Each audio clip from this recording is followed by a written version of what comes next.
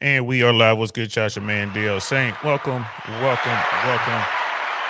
Yeah, I'm starting a little early. Y'all know I normally go. Well, actually, I'm actually starting late. To be honest with y'all. Y'all know I normally go around 5 or 6, but freshman earlier. That's a great show they had, and this is for freshman fit. That was a great show. Lucario, and the crew. That was a great show. Lucario and the crew, man. I'm gonna definitely start rocking with them boys. Lucario and I forget my other man's name. Right, this with Lucario. Um, and it's funny because I don't have my phone on me. I just hit up his Instagram and all that. Them bros had a real good talk. A real good talk. And I thought it was amazing. Thought it was amazing. What's good, Sister Candace? I see you in there. Miles, thank you very much. Yeah, Lucario and Miles. Shout out to them. What's good, sis? I see you. I was sitting around waiting until it was over. We had Cody is King hit us up already. That's for him. Brother Smith was all the way from down under from Australia. What's up? How y'all feeling? What's good? What's good? Don't forget to hit the like button on y'all way in. Y'all know what it is. Um, that show just really motivated me to double down, triple down, to really get uh keep going with this. I mean, like Myron and Fresh said, Myron was saying that they're OGs in the game. They've been out there for a minute trying to do it. And I just got started. But I'm definitely gonna be moving in their circles. Y'all gonna see me on their platform. I'm telling you about the rock with them. We got so I definitely appreciate all of y'all. Miss AKA ladies in the house. What's good, love? Good evening to you, brother Vikings in the house, man. Always a pleasure, man, brother Viking. Yo, brother Viking and I are gonna be doing the show Thursday.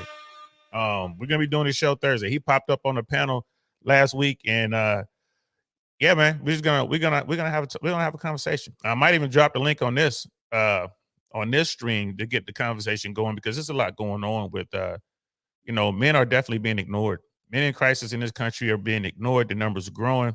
Brother Charus with the $5 super chat. What's good, fam?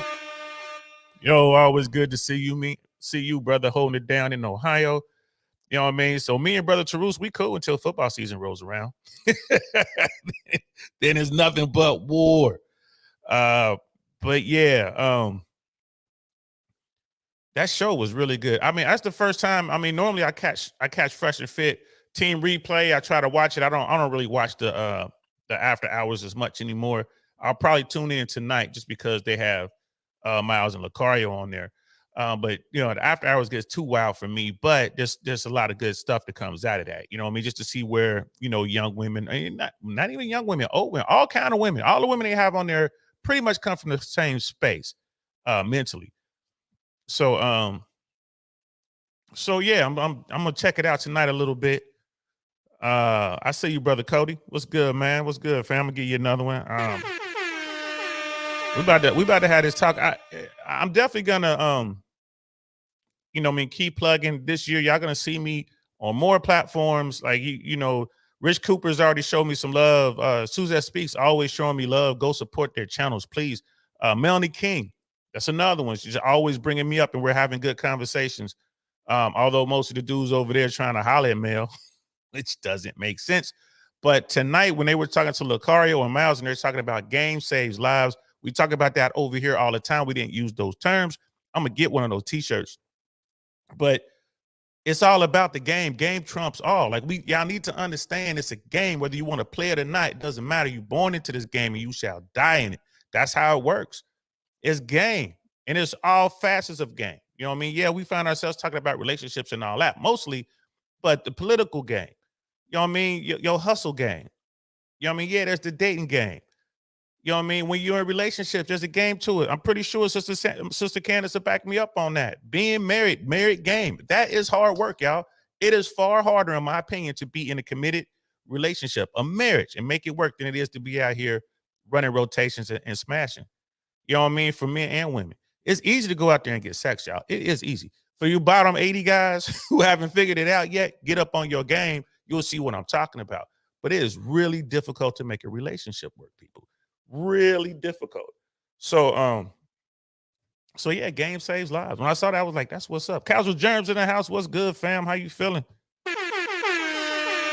What's good, fam? How you feeling, man? But I saw it was funny though because I was sitting around today and Burning Points had a segment of they were talking about men in crisis in America being ignored.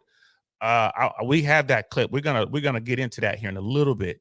Um, we're gonna get into that, but I wanted to get into a couple articles first, and then we're gonna work our way up to that clip. Brother Viking, yep, I say it all the time. Game trumps all. 100. Game really does, y'all, and it's all like I said. There's game religious game. You know what I mean? You don't think it's game and religion? All right. All right. Go ahead and think that. Because there's some people out there, there's some folks out there in the religious world that will run your pockets. You know what I mean? Just like the video cam girls that run your pockets, or just like those girls in Thailand or Colombia or wherever will run your pockets. You ain't got to go that far to get somebody to run your pockets, right? You need to understand game. Right. I saw that, when it talks about the panhandle game and people out there panhandling and people out there, oh, my grandmother died or my father, we lost our dad, give us some money to bury this person or that person. I saw that game is major in LA. Major. You see people out there all day panhandling on corner, this corner and that corner, whatever.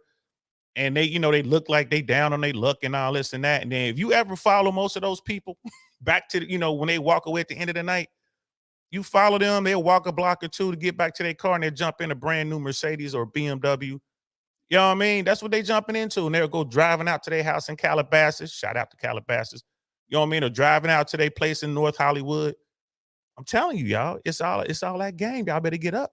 Y'all better get up and understand. Learn this game. There are people out there who do need help. Game helps you determine who that person is. And I was on Suzette Speaks Saturday. Shout out to Suzette. Had a real good podcast talking about dating while broke, but it was really talking about just aspects of the dating game. And the title was a good, catchy title to get people to actually watch, clickbait. But we actually got into we were talking about just dating in general in the different aspects of the game.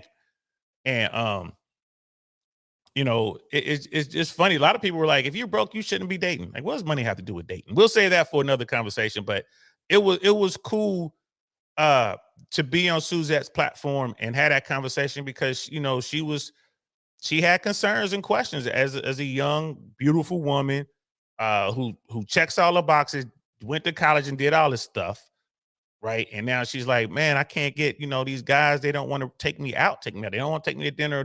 They want to take me for coffee, take me out for coffee. And I had to explain to her why. You know what I mean? Like, everybody jumping on the game. And there was something else I wanted to say about that show, but I lost my train of thought just that fast. What happens when you get old, y'all? Brother Viking, game is just understand the rules of life and interactions with others. Exactly. That's what we call it. You can call it game, you can call it rules of engagement, you can call it the way, the Tao of life. Call it whatever you want to call it, but that's what it is. Understanding how it works. If you don't understand how it works, you're going to get wrecked. And these dudes we're about to talk about, they don't understand how it works, and they are getting wrecked. Point blank, period. So let's pull up the first one. This and Joker on Better Bachelor also talked about this last week. I saw one of his clips when he was talking about this very subject. I don't understand why mainstream media isn't picking this stuff up, but it's out here, y'all. It's out here. We're going to talk about it. And this is News Nation in their health section. Most young men are single. Most young women are not. Yo, these numbers are going to be crazy, y'all. Most young men are single. Now, for people who are on this side of the internet, right? For these people who mess around the manosphere and all that, red pillars and all that, they understand this. Even the black pillars understand this, right? I go by the 80-20 rule. Myron is saying it's closer to 95-5 now. There are people out there saying it's 15-85. It's 90-10. Doesn't matter what numbers you use. The bottom line is this. Most dudes are not getting access to most women. Most women find the majority of men unattractive, invisible, whatever term you want to use. Go ahead and, insert term here. They're just not interested. And I take it a step further. Most of these dudes, a lot of these dudes, especially the bottom dwellers, the basement dwellers, guys, they shouldn't get any play because they're not doing any work. They're not doing any of the work. It takes work. Like I said, they don't understand the game that they were born into. right? So, like I said, if you want to believe, like, I think it's 80-20, right? It could be 70-30, you know, it could be 95-5, whatever numbers you want to use. One thing I think we all agree on, the majority of men are being overlooked and left behind in today's sexual marketplace. The minority of men are killing it, killing it. Women want the best. So I'm gonna stick with my numbers. Women are gonna go after the top 20%, 100% all the time. It doesn't matter. That's who they want, you know. And I think it used to be, you know, you were in your own little region, so you went after the best. If you didn't get him, you kind of got the best of what was left. But now with technology, social media, dating apps, and most of all, Instagram, the whole world is in play. And the top 20 percenters, those are the guys that come up with money, right? Those are the guys that can, you know, have a girl flued out, right? Do what he gonna do with it and send her back. She's gonna fall for the game, right? And think about it. And even dudes who master certain aspects of the game, like the Tinder swindler, they're gonna go out there and kill it. Kill it. Like people, you know, we saw that Netflix show. If you haven't seen the Tinder swindler, please go watch it. But there are people out here, these boys, these dudes, I ain't gonna call them boys, these men who they mastered a certain aspect of the game and they're out there killing it. It's not a lot of them. They used to call them Romeos, or they called the lover boy thing. Andrew and Tristan are sitting down in jail right now because they say, oh, the lover boy method. They got these women, they lied to them, and that needs to be a crime. That's human trafficking. It's not. You know what I mean? So it's one of those things where, free to takes, first of all. Come on, Romania. What y'all doing? So a lot of pressure still coming from the West. Y'all know my take on that. I don't think they're gonna make them sit down the whole 180 days. I think this last 30 days stint that they were given, this extension, I think they're gonna go home, before this 30-day extension is up. That's my personal take on it. You got more and more pressure coming from the West. And now you have Romanians stepping up, saying it's not right. They're not saying that the Tates are innocent. I'm saying they're innocent. I believe they're innocent of what they're accused of. But there are people saying, hey, let these dudes go. You know what I mean? Like, put them under house arrest. They're not going to leave. You got them under house arrest. You don't have to keep them locked up. So I think it's going to be continued pressure from the West, and those boys are going to get out. You know what I mean? Brother Jose is in the house. What's good, fam? Good to see you. How you feeling, fam? Lady Novo is in the house. What's good? I see you, sis. How you feeling? Always a pleasure to see you. I hope you are well. You know what I mean? And that's also for Wonderful 34 is also in the house. You know what I mean? What's up, fam? I love it when you come through. Appreciate all the support. You know what I mean? But yeah, I think it's going to be continued. So it's going to be continued pressure from the West, and the Tates are going to get released to house arrest, just like the two women involved were. Keep in mind, the two women that they released to house arrest were under more charges than the Tates. They were under more charges, and one of them was former law enforcement, and I think she was fairly high-ranking law enforcement in Romania. They let her go. If anyone has access or the ability to hurt the case for the prosecution, it will be the person who was actually former law enforcement in that area, like in that country, in particular in the area where they've been locked down. So anyway, we're gonna come off of that for a second just to free the Tates. But hey, y'all, game trumps all. Understand the game, understand the way, and at least you'll have a fighting chance in this world that we are in. You know what I mean? Laying the void, Deacon the beer, you want to be Santa this year. Now I'm just, I get scraggly. I normally I stay scraggly until I leave town. When I'm home, this is what I look like. Looking like Grizzly Adams. But then when I go somewhere, I'll go get the beard trimmed up and all that, get the clothes out, the cleaners and all that. But you know what? I don't have any trips planned for the next couple months, so I'm probably gonna have to do something here. Maybe I'll cut it off. Should I, sister Navoa, should I cut the beard off? I can cut the beard off and just keep a goatee. Maybe I'll just cut it off. Y'all let me know what y'all think. You know what I mean? And Lady Navoa just had a birthday. Happy birthday to you, sis. Happy birthday. Tobias the Travelers in the house. We in here. What's good, fam? Pleasure. Always a pleasure to see you. Hey, y'all, make sure y'all go over and check out Tobias the Traveler. If anyone has his link, please drop it in the chat. Brother Tobias is a well-traveled brother. He has been to all four corners of this globe, all the far-flung places in between. Brother, I don't think you've been to Antarctica. I don't think you've been there, but I think you've been everywhere else. I only know 2 people who ever been to Antarctica. My cousin and one of her people just went down there. Asked me if I wanted to go, and I'm like, "Are you crazy? Have you bumped your head?" "No, I don't want to go down there." There's nothing down there I want to see that I can't look at on my phone. But please go over and check out Tobias the Traveler's site. He has some really good content. The brother's very transparent and open. In fact, he had one. There's one episode on there where when he went to Colombia and these girls kind of got the better of him. Y'all should go check that story out. I go lie to you. I was like, bro, what happened, bro? I'm glad that you walked away still breathing.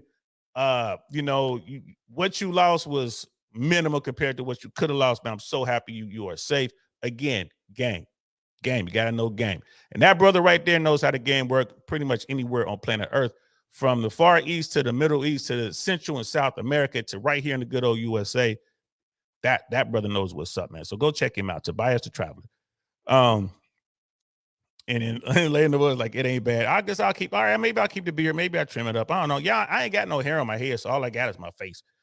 So that's what I got to work with. Brother Cerul's, don't cut it till spring officially starts. Fall, winter automatically warrior season. Okay, all right. I'll wait till spring. I'll wait till spring. And Lady Novoa, thank you very much for dropping that in. And that's Brother Tobias the Traveler. Please go check him out. Go and like and subscribe over there, because we definitely have to support one another. And that brother, real talk though, his travel blogs are fire, y'all. Fire. And the brother travels the way I travel. Listen, there are very few people I would actually travel with. When I look at how they get down and how they roll, I would actually travel with that brother. You know what I mean? Because he's, let's just put it like we at the same mindset when it comes to travel. You know what I mean? So I would absolutely travel with that brother. And he's like, yeah, I'm allergic to the cold. Boy, me too. I ain't going to Antarctica. I don't care. Brother Hayoka's in the house. What's good, fam? How you feeling?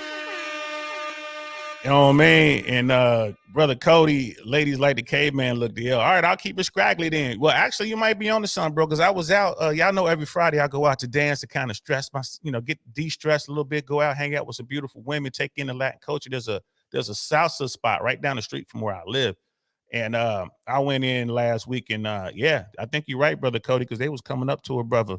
They was coming up to me. I'm in there trying to use my little broken Spanish. Good thing we're in America, because we can always go back to English. But I was in there, hola, como, you know what I mean, and all that kind of stuff. Como están with everybody.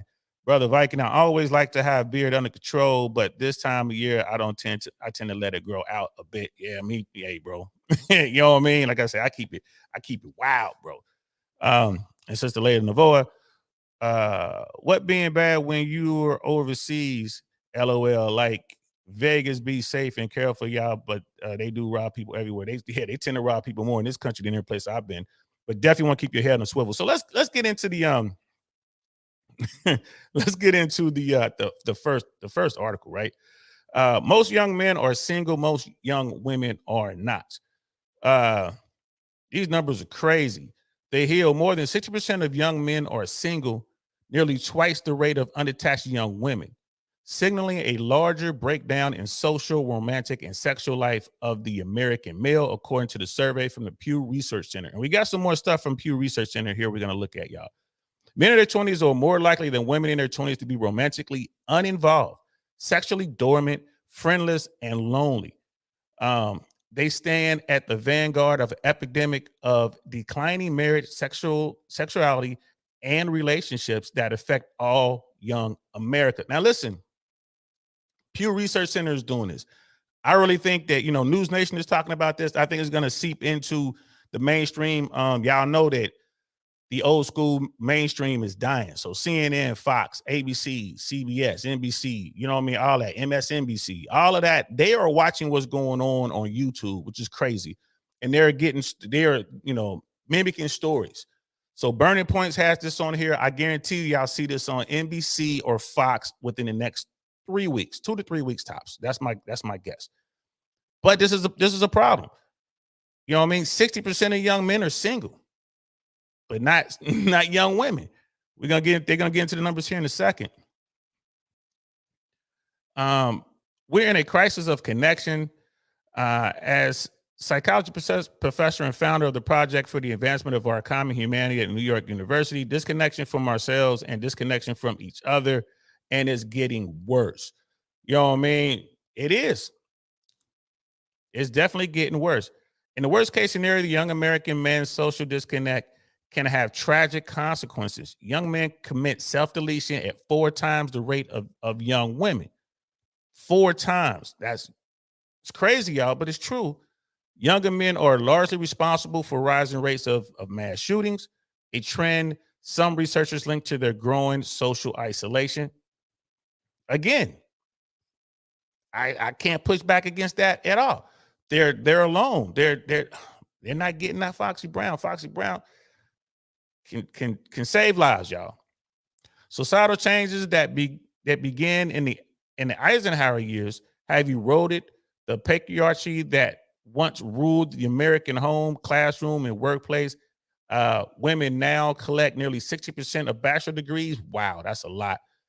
Men still earn more, but among the youngest adults, the income gap has narrowed to $43 a week. Now, here's the part right here where they're just trying to keep the mainstream thing there. Again, when you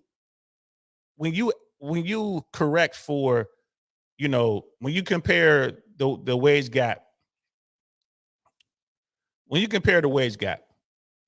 right, and you do apples to apples, oranges to oranges, and when you look at amount of time worked and who takes time off and what type of jobs we're talking about, because women tend to take jobs that are people related, men tend to take jobs that are things related. Most of the things related jobs pay more. Men take dirty jobs, very dangerous jobs. They get paid more. They work longer hours, whereas women don't necessarily take those jobs. Women take a lot of time off, especially when it's time to have families and stuff like that. So when you account for all that, there's really no pay gap. And now, when you look at what's going on today, moving forward, there actually will be a pay gap, and the pay gap will be men making less. People are talking about it. It's kind of crazy. One for 34. Appreciate that $5, man. $5 on the super sticker, man. I appreciate that. Brother Mike's in the house too. What's good, fam? I see you, brother Mike. So it's one of those things. You know what I mean? Let's catch up with the chat real quick. Lay Navoa, subscribe to Tobias. Yeah, Tobias Travis, please subscribe. He's got some good stuff over there. He got some real good stuff over there. So this thing that's going on with these guys being lonely and unavailable to get female attention is definitely a problem. Y'all know it's a problem. We talk about it all the time. You know what I mean? It's something that needs to be done. Something needs to be done. So, and then saying that the patriarchy has definitely lost its power. So, okay, so what's going to happen now? Scholars say the new era of gender parity has reshaped relationship and dynamics, empowering young women, and in many cases, removing young men from the equation. Women are independent. They say, people say it all the time, man. Independent of what? Independent of men. They don't need men. They can make their own money. They have the government to protect them. And if they fall down, they have the government to give them some subsidies, man. They're working with a net. Women don't need to be long-term relationships. They don't need to be married. They'd rather go to brunch with friends than have a horrible date. And this is from Greg Matos, a couples and family psychologist in Los Angeles, who recently penned a viral article titled "What's Behind the Rise of Lonely Single Men." Yeah, I guess you can say feminism, this new independent woman. It's like a whole kind of lifestyle is what it is. Recent years have seen a historic rise in unpartnered Americans, particularly among the young. The pandemic made things worse. You would think the pandemic will make it better, right? You would think we're all forced to be in the house, right? You would think you get an opportunity, you know what I mean? Snuggle up with somebody, we stuck. And for those who had game, they were able to do that. But for those who didn't have game, they weren't able to do that. You know what I mean? So it's one of those kind of things. As of the 2022 Pew Research Center found 30% of U.S. adults are neither married, living with a partner, nor engaged in a committed relationship. Nearly half of all young adults are single, 34% of women and a whopping 63% of men. And I think this was from the youngest cohort, like from 18 to 28 or something like that. They're going to have the numbers up in a second. Not surprisingly, the decline in relationship matches in stride with the decline in sex.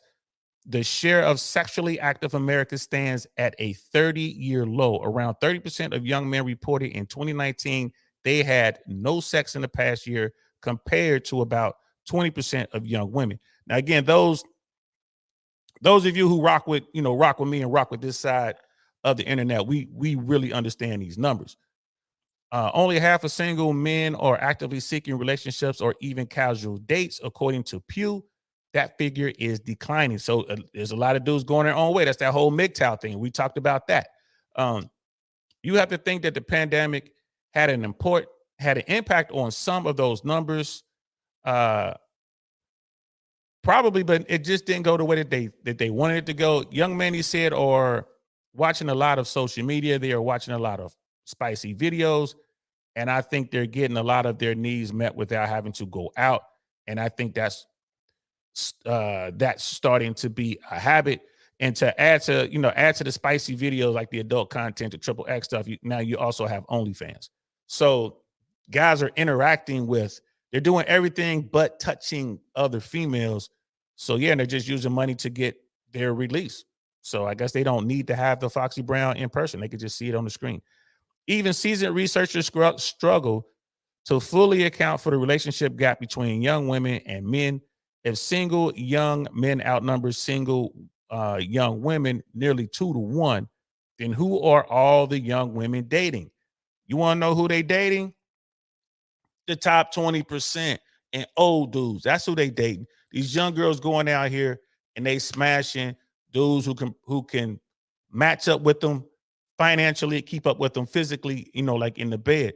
These young dudes aren't smashers. They're really inexperienced sexually. So a woman might even think about being with a dude. He doesn't know what he's doing. She's going to want to go with a guy who's more experienced, which is going to that means it's a top 20, a top tier guy, right? And when I talk about top tier guys, I'm not just talking about the 3 6s. I'm not talking about just the 6 feet, 6 figure, 6-pack. I also add in there dudes who have game. You don't have to be a millionaire. You don't have to make 6 figures, 7 figures, right, to be good at, womanizing. So guys who are good at womanizing, irregardless of their financial prowess or how much they make, irregardless of their financial earnings, I still put them in the top 20%. Why? Because they're killing it. Because these young girls women look for experiences. These young women want these experiences, y'all.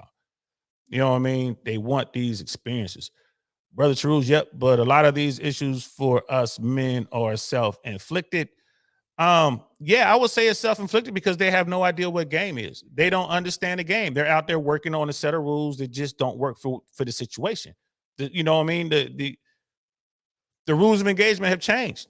These guys are out here fighting according to the 18th century, rules of war. You know what I mean? It's 20, you know what I mean? We're in the 21st, 22nd century, bro. We out here getting down. We're out here using, laser guns and plasma rays, and they're out there firing one shot and they're put the black powder in and the stick and ram it down there and try to fire. Nah, man. They're standing shoulder to shoulder and getting mowed down. So I don't put it on them. They just don't understand the game. Brother Viking, the pay gap only proves that sexual dimorphism in humans is a fact, not the blank slate. We have to talk about that. Wonderful 34 Foxy Brown, most expensive meat on the market. Yes, bro. It's the best.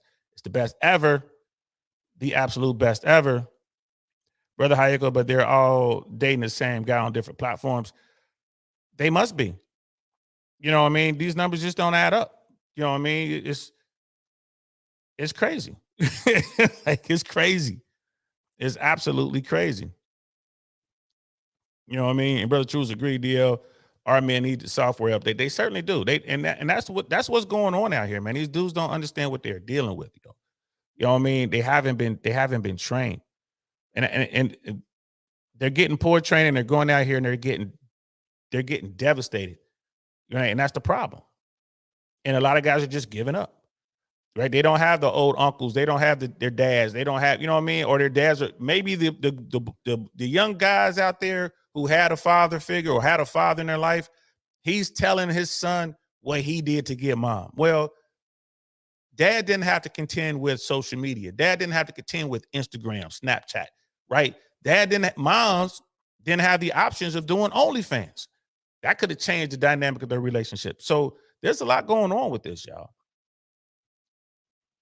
So and this, the article goes on and on and on. We'll jump back to this article. I wanted to let's jump over to burning what they're talking about over on burning points.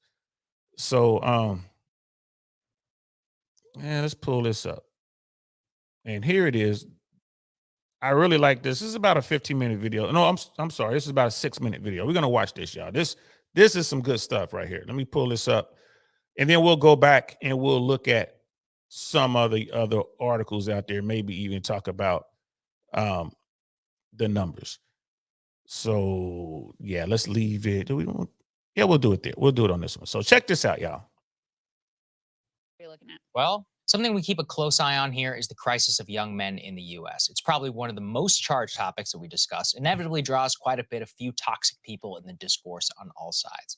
But my biggest problem with the state of mainstream discourse is conflating toxicity with the idea that we don't have a serious problem. A stunning trove of new data from the Pew Research Group highlights just how big of a problem we have, one that soon could reach a total point of no return. The first is the rate of single young men versus single young women. 63% of young men today between the ages of 18 to 29 report being single. That is compared to 34% of young women. I guess in a vacuum, you could say, who cares? And let people do what they want. And I could actually agree with that.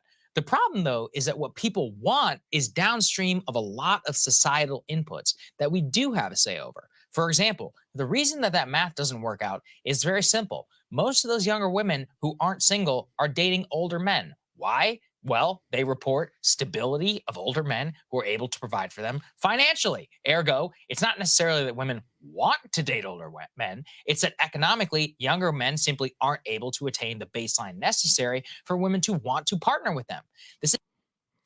So right off rip, man, he gets right into it. And those are just facts. You know what I mean? There's an article out there that I saw, man, I think it was last fall or winter, that it said that most women find men, the majority of men, financially unattractive. And this is what he's talking about right here. This is why this is so important right here. Right? You find these women are finding men financially unattractive. Right? Why? Because they are more successful. They're making more money. Their careers are better. They are doing really well. Right? And shout out to Myron Gaines of Fresh and Fit. He talks about this all the time.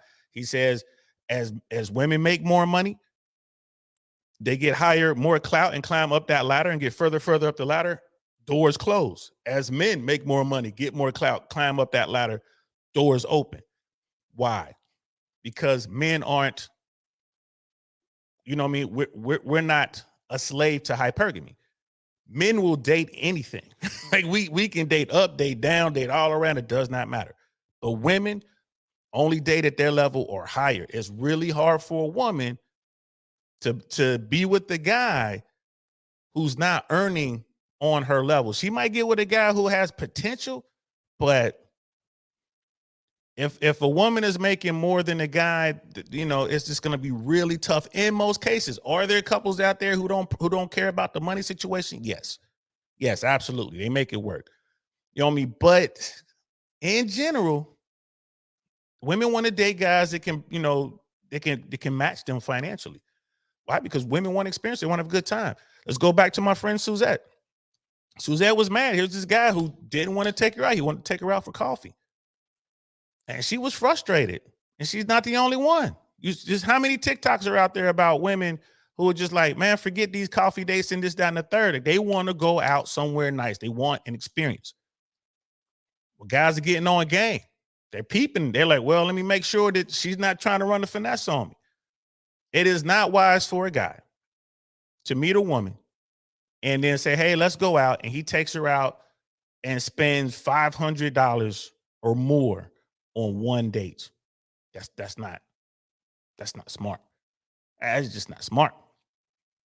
Right. So women still want these experiences and they want guys who are stable and that can protect them and financially provide for them, even though they have money. So what are these young women doing? They're getting older guys. This isn't exactly popular to say, but it is now unambiguously true. The wage gap that Lehman feminists insisted was the biggest problem in our society in the 2010s, that's basically dead. For those between the ages of 34 and below, the wage gap stands at some $43 per week. We have now reached effective wage parity. Actually, in many US cities, young women actually out earn young men. Did you hear that? And I have this Pew study. We're going to look at that here in a little bit. But when you look at cities like New York, DC, San Francisco, San Diego, LA, right? You look at probably Seattle, probably Minneapolis. When you look at these more progressive cities, these areas, women are earning more than men, and it's not even close. Like women are killing it. So it's, so you got all these women, you got all these young, beautiful women.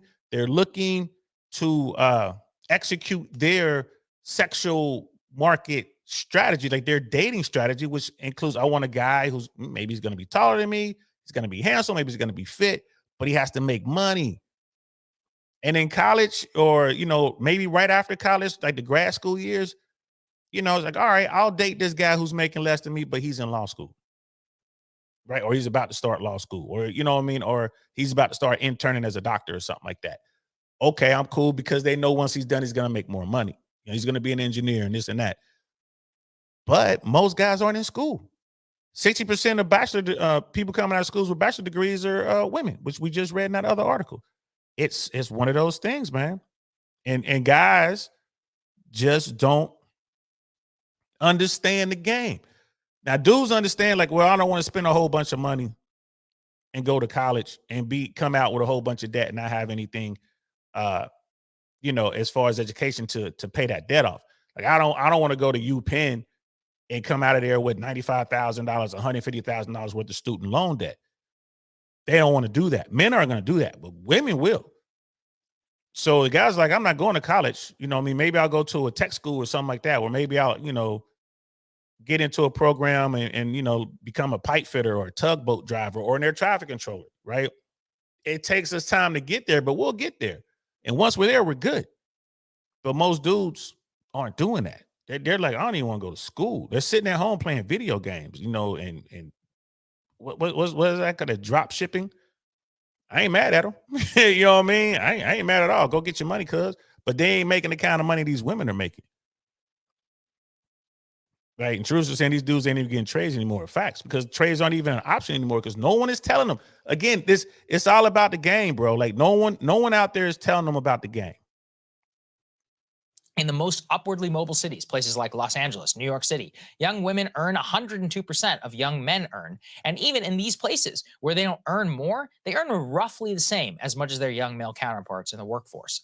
Why might this be? Well, it's a trend pointing towards women out-earning men as time passes. It all goes back to college. Women now outnumber men in the U.S. college-educated workforce. Again, why is this bad? Well, because higher wage jobs in our society are structured around having a bachelor's degree. A gender imbalance in graduates means a gender imbalance in wages, and in a decade, we are actually going to have the opposite wage gap in the United States. This is why I like Shakar. I think I'm mispronouncing his name. Shagar, something like that. Forgive me, brother, for mispronouncing your name. But this cat is sharp. He's a numbers dude. He's always into that. He's very political, and he sits center right. And he's just looking down the road. He sees it. He was like, "Oh, bro, y'all making this money. I want to take it a step further." And I've been saying this. Like I talk a lot about the disparity in the family court system and how, dudes are, getting beat up. They go through that or whatever. It's going to change. I've heard me talk about this. It's going to change. Right? Because the court only cares who makes the most money. If the guys are home taking care of the kids, not making as much money as the wife, and they get divorced, the wife is going to have to pay child support and possibly alimony, depending on how long they were married, depending on the state.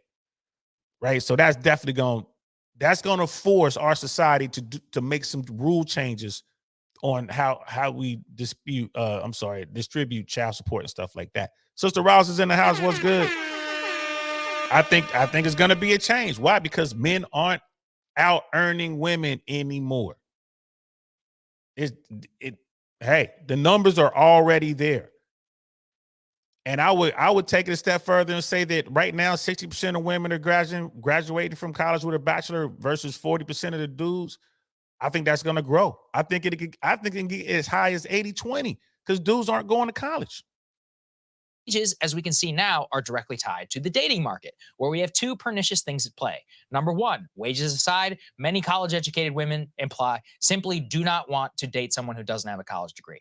This sounds pretentious and snooty, but you can somewhat sympathize. College is a good proxy for whether you share the same social values, type of media you enjoy, city life, shared experience you can relate to.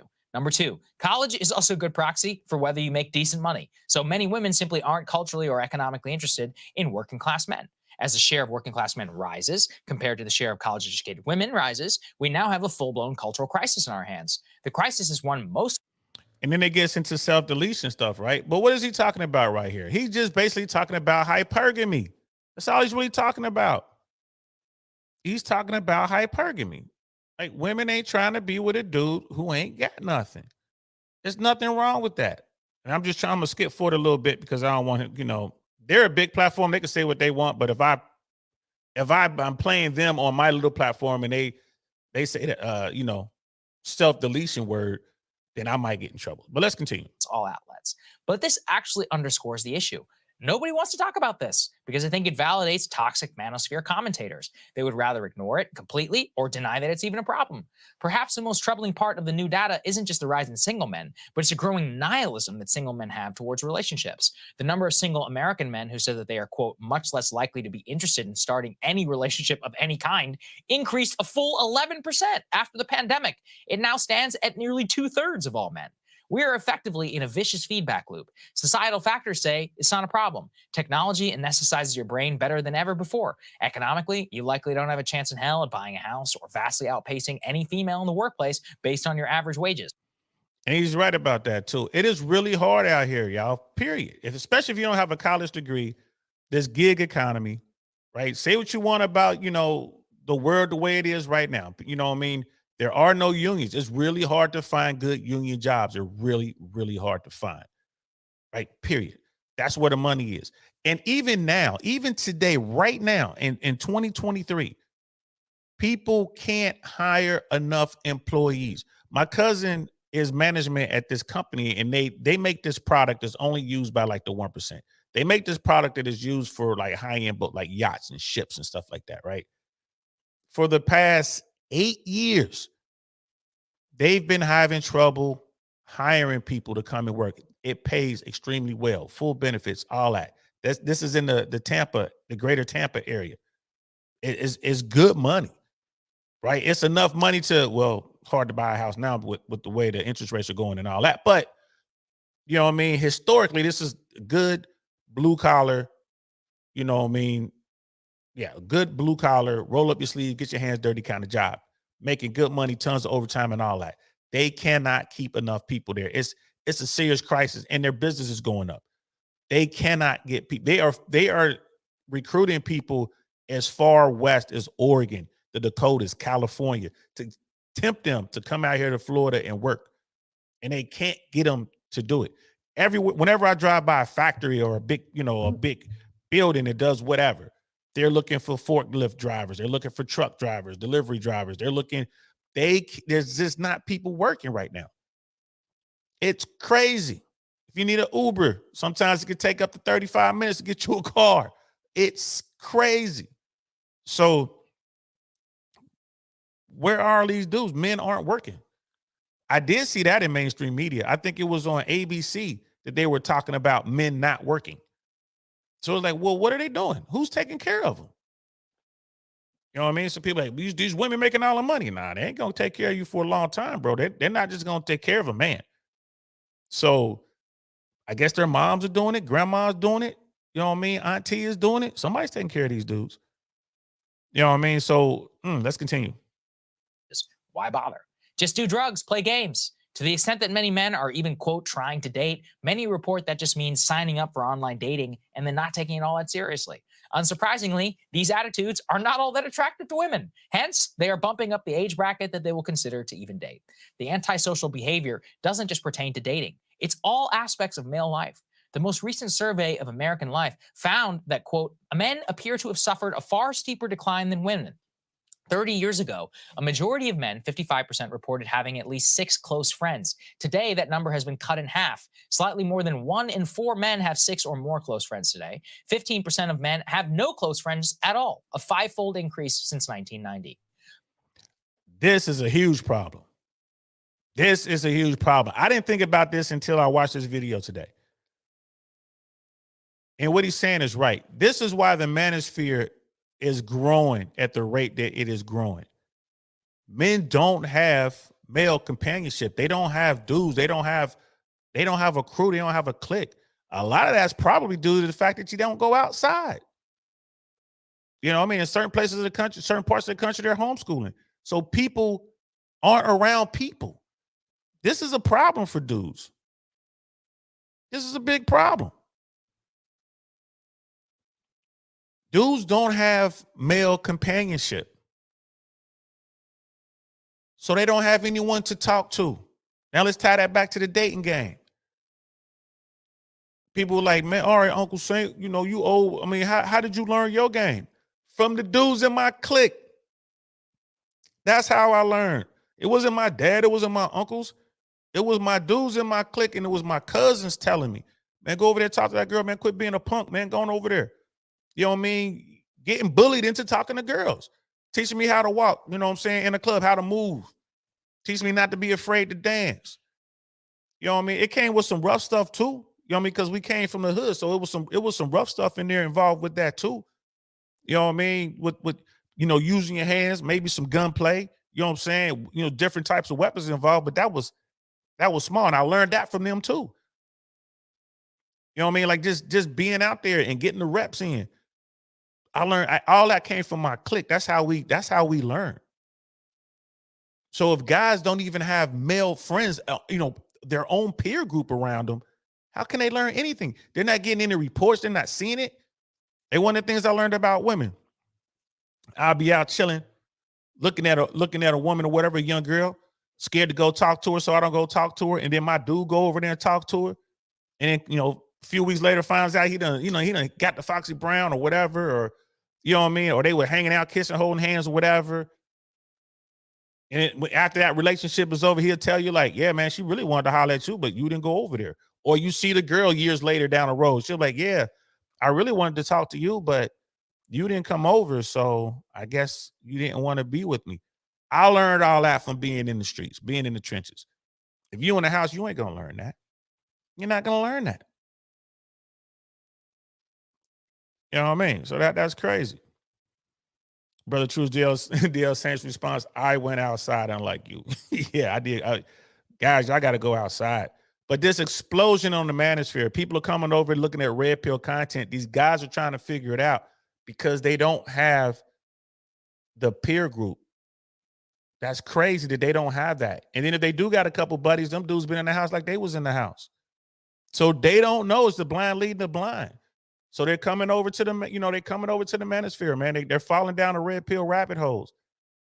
So you got people like me, DL Saint, trying to help these young folks out there. Myron and Fresh and Fit podcast, Lucario and Miles, right? Rollo Tomasi, Coach Greg Adams, Rich Cooper, Donovan Sharp, and all the rest. You even got women involved, Mel King, you know what I mean? Just pearly things. And this is why they're coming, and they're going to keep coming. Let's continue.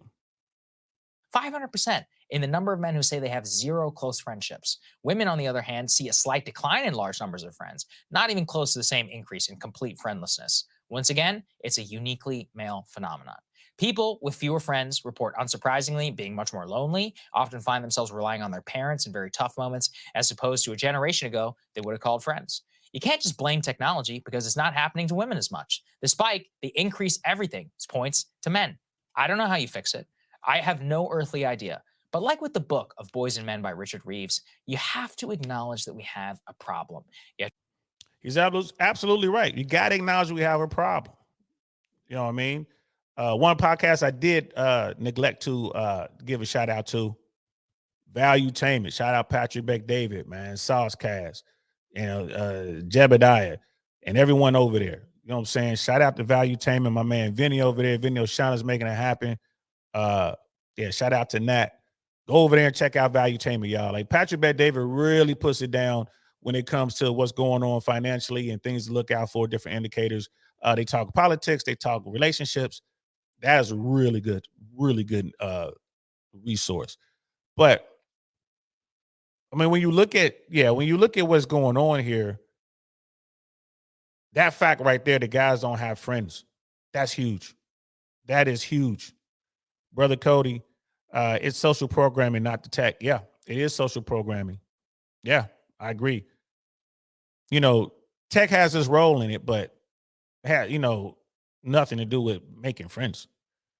You know what I mean? Sister Rosa, mental health groups for men are starting to grow. Also, I found one here that would be a good guest. Oh, shoot them my way. I'd love to talk to that brother, because mental health is serious. It's so much going on. We're in such a flux right now as a nation, right? We're in such flux right now. It's crazy. And like guys are getting devastated. Women think they winning, but they're not.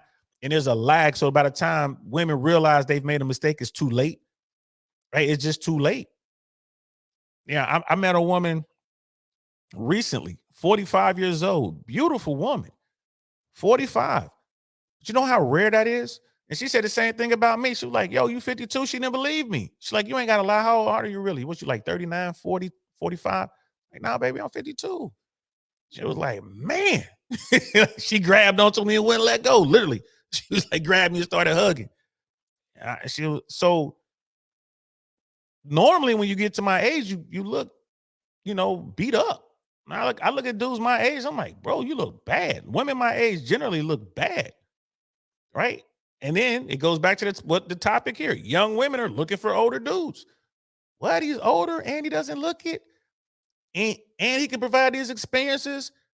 You know what I mean? And then when she starts to fall for you, she'll start paying for experiences on her own. Like, well, I really want to go to, Atlantis. Like, that's corny. I don't want to go to Atlantis. Well, if I pay, will you go?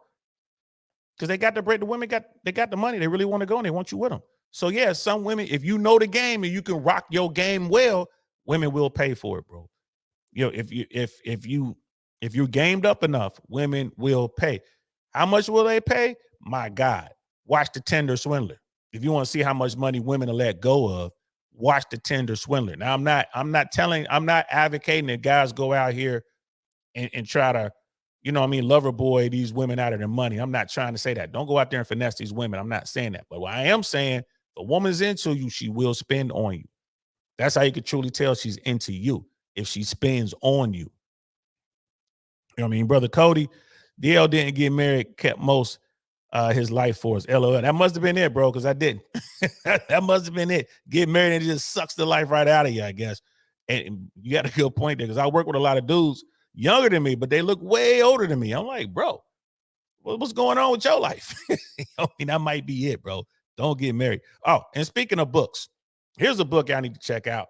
Why Women Deserve Less by Myron Gaines from Fresh and Fit. Don't let the title trigger you. It is a good read, ladies. You can get it on Amazon. What is it, like $15, I think, $20? I can't remember. You can get it on Amazon. It is a very fascinating read. He makes some really good points.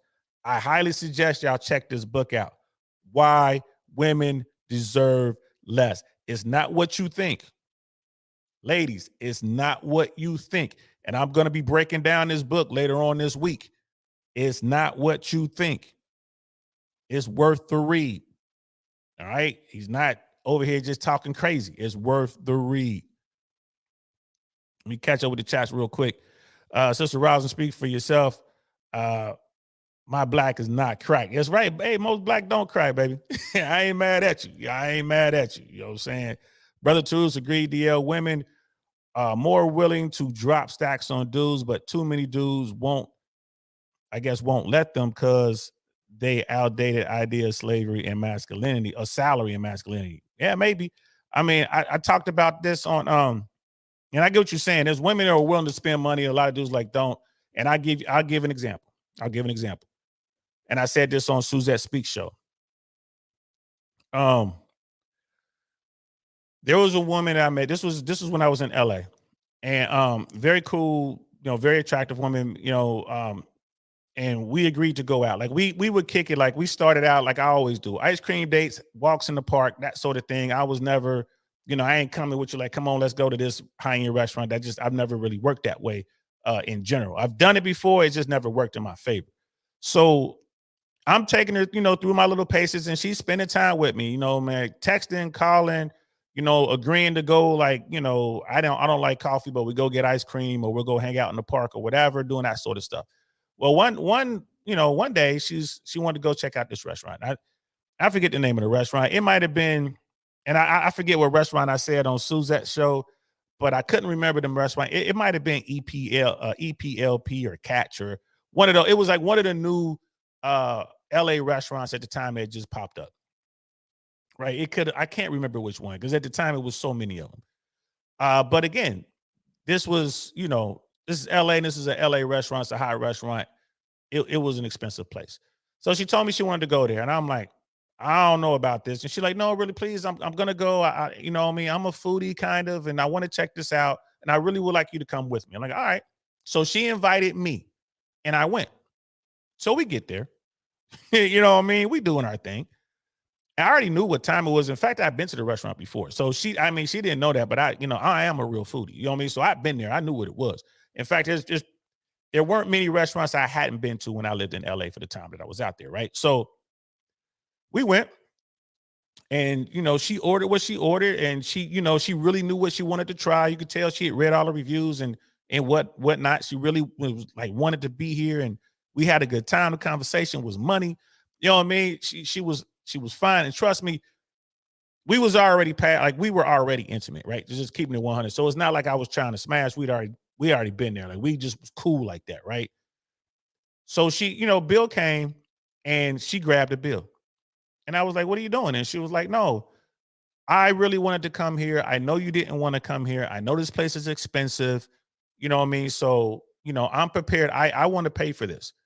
And, she went to pay for the meal. Of course, I didn't let her. You know what I mean? I snatched the little, the little folder thing they give you, and I took her card out, put mine in there, and I paid for the meal.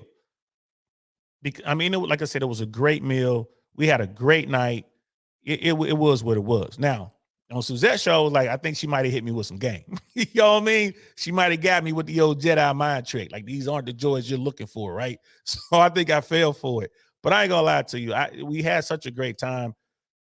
She added so much value to me at that time. I just, because being with her was just stress-free and fun. So I had no problem paying for that. You know what I mean? I had no problem at all. But if she'd have been pressuring trying to get me to pay, or if there was any kind of attitude or anything like that, I absolutely wouldn't have paid for it. Absolutely. I would have paid for my stuff and left. So again, I think maybe she hit me with the game. Brother Michael, why women deserve less? Hey man, it's one of those things. You got to read the book. We're going to do a breakdown, and what he's saying makes a lot of sense. Why women deserve less in today's sexual marketplace. We're going to break the book down. We're going to break it down. But, and I cannot lie to you, I agree with a lot of his points. I would say 85 to 90% of the points he's making in this book, I agree with. I agree with 100%. So let's finish up the video. You have to ruminate it. You have to debate it. You have to have everyone propose something. And then eventually you throw everything you can at it. Because if we don't, I think the one thing that anyone can even remotely, who's historically literate, can say is that hell hath no fury like a bunch of single men with no prospects in society. So anyway, I thought this data was cool. Hey guys, ready or not, 2020. So that segment right there was pretty good. Shout out to Breaking Points. They're on YouTube, guys. I suggest y'all subscribe to them as well. They really bring some great insight. What they bring to YouTube is what mainstream media used to bring to the world. I ain't gonna lie to you. The way the networks used to be in the 80s, you know what I mean, and into the 90s. You know, I'm talking about NBC, Fox, CBS, ABC. Just they gave you a as close to balance as you were gonna get. Yes, there was a liberal slant to all the news back then, but you know, you had like I'm old enough to remember Walter Cronkite, y'all. I remember seeing him on TV. You know what I mean? When so even though it was a slightly liberal slant, you still got the facts. Now the facts are skewed. You don't know what you're getting, and that's what they're doing on burning point. I'm sorry, on breaking points. I keep saying burning points. It's breaking points. Sorry about that, guys. On breaking points, they'll bring you both sides of the discussion and let you decide for yourself what's going on. Like I said, sometimes you can see a slant, very very slight slant. Sometimes, especially with Crystal, but for the most part, man, they are right there in the middle. So breaking points, y'all. Sorry about that. I always say the wrong name. I don't know why. Just being old, I guess. So I wanted to just kind of drop that one down. And young women are out earning young men. You heard them bring this article up. Let's pull this up real quick. And again, this trend is going to continue. This trend is going to continue. I mean, people are like, well, what's going on? I'm like, bro, this is where we at right now. This is Pew Research, right? Yeah, this is from the Pew Research Center. So it's March 28th of last year, 2022. Young women are out earning young men in several U.S. cities. Women in the United States continue to earn less than men on average. Again, I don't necessarily agree with that. Among full-time year-round workers in 2019, women's median annual earnings were 82% that of men. All right, the gender wage gap is narrower. I don't know why I can't say that word tonight. Among younger workers nationally, and the gap varies across the geographical areas. In fact, in 22 of 250 U.S. metropolitan areas, women under the age of 30 earn the same amount as or more than their male counterparts, according to the new Pew Research Center analysis of Census Data Bureau. So, and there it is. Yeah, there's the map right there, and you can kind of go through it. But young women earn at least as much as young men in 22 metro areas, and then it's 100% and above in the darker stuff, and the light stuff is 67% to 69%. So, and you look where you look where the darker stuff is. Like you look down here in Florida, parts of Texas, almost all of California. You know what I mean? You look at New York, DC area. You know what I mean? All the way through down here. Like you look at Philly and all that. Yo, women are getting it. Women are making money. You know what I mean? Ain't nothing wrong with it. Y'all get it. So let's see that. The New York, Washington, D.C., and Los Angeles metropolitan areas are among the cities where women are earning the most relative to young men. In both New York and Washington metro areas, young women earn 102% of what young men earn when examining median annual earnings among full-time year-round workers. In Los Angeles, Long Beach, Anaheim metro area, the median earning for women and men in this age group were identical in 2019. Right, and they have links to it. But overall, about 16% of all young women who are working full-time year-round live in the 22 metros where women are at or above wage parity with men. There are 107 metros where young women earn between 90% and 99% of what young men earn. Nearly half, 47% of young women working full-time year-round live in these areas in 2019.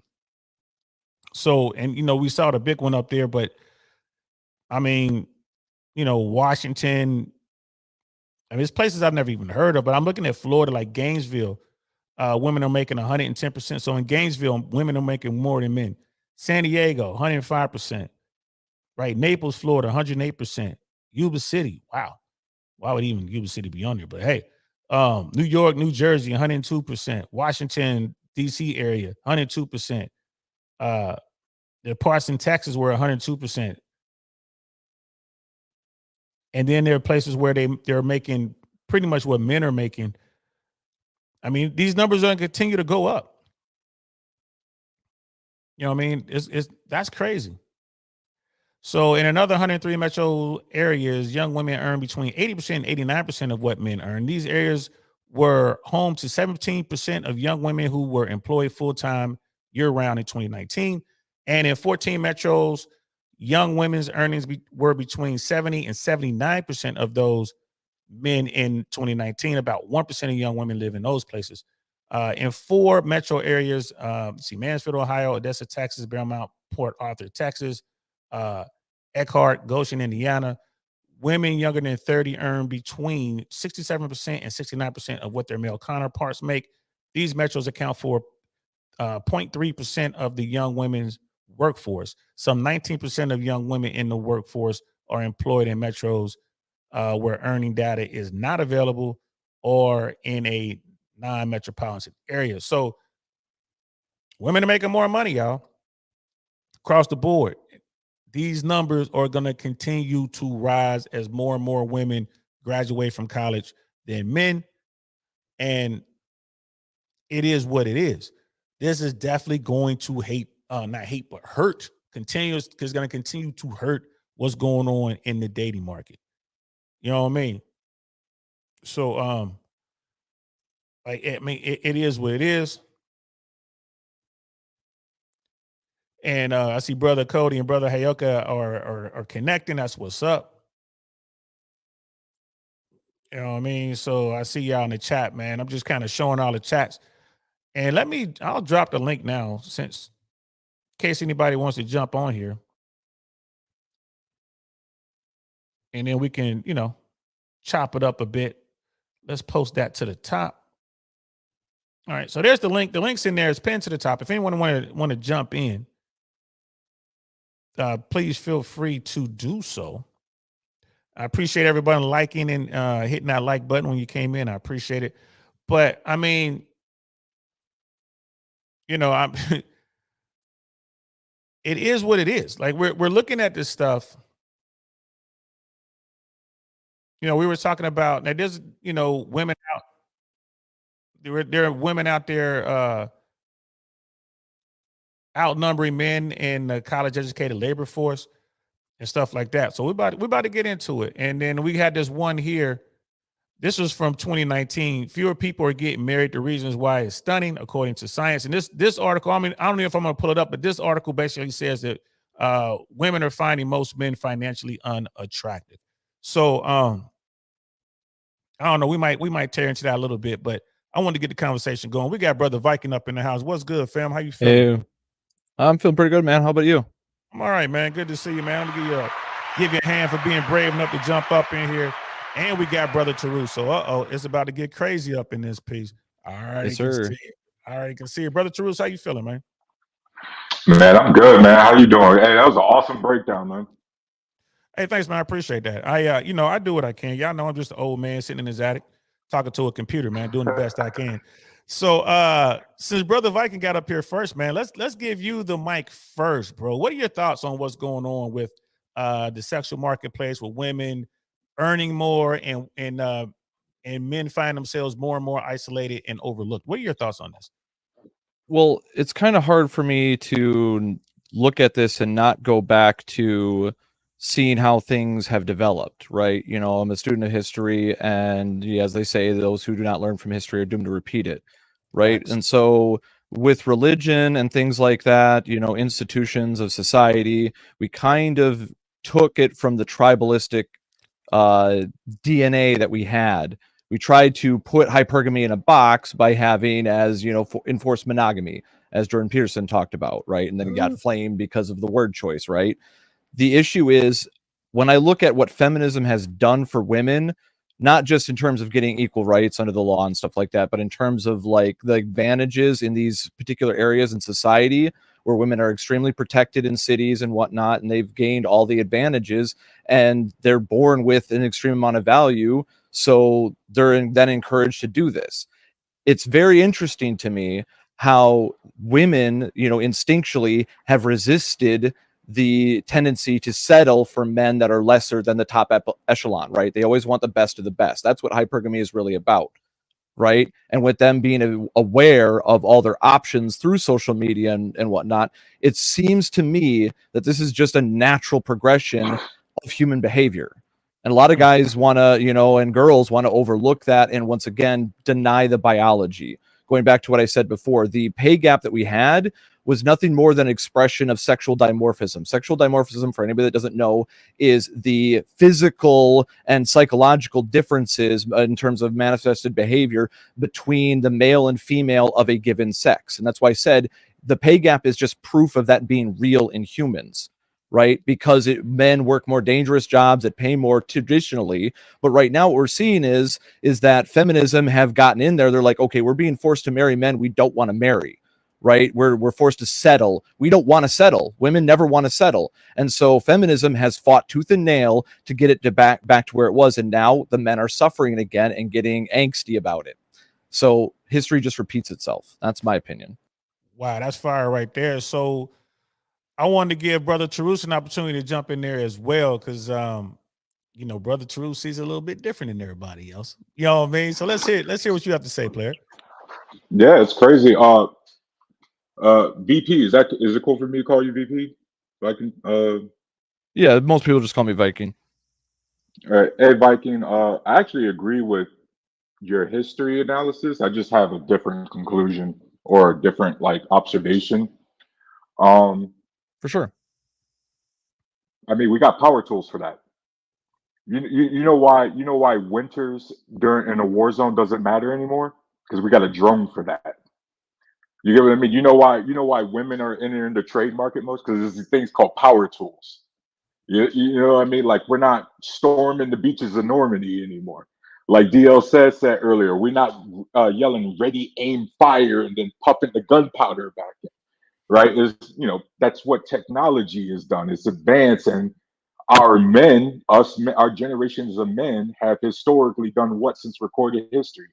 Make technology so that society is easier and easier to live in, right? And so a lot of these things that we're complaining about is things that us as guys, I guess in general, if we want to talk like that, is, well, that's a making of our own.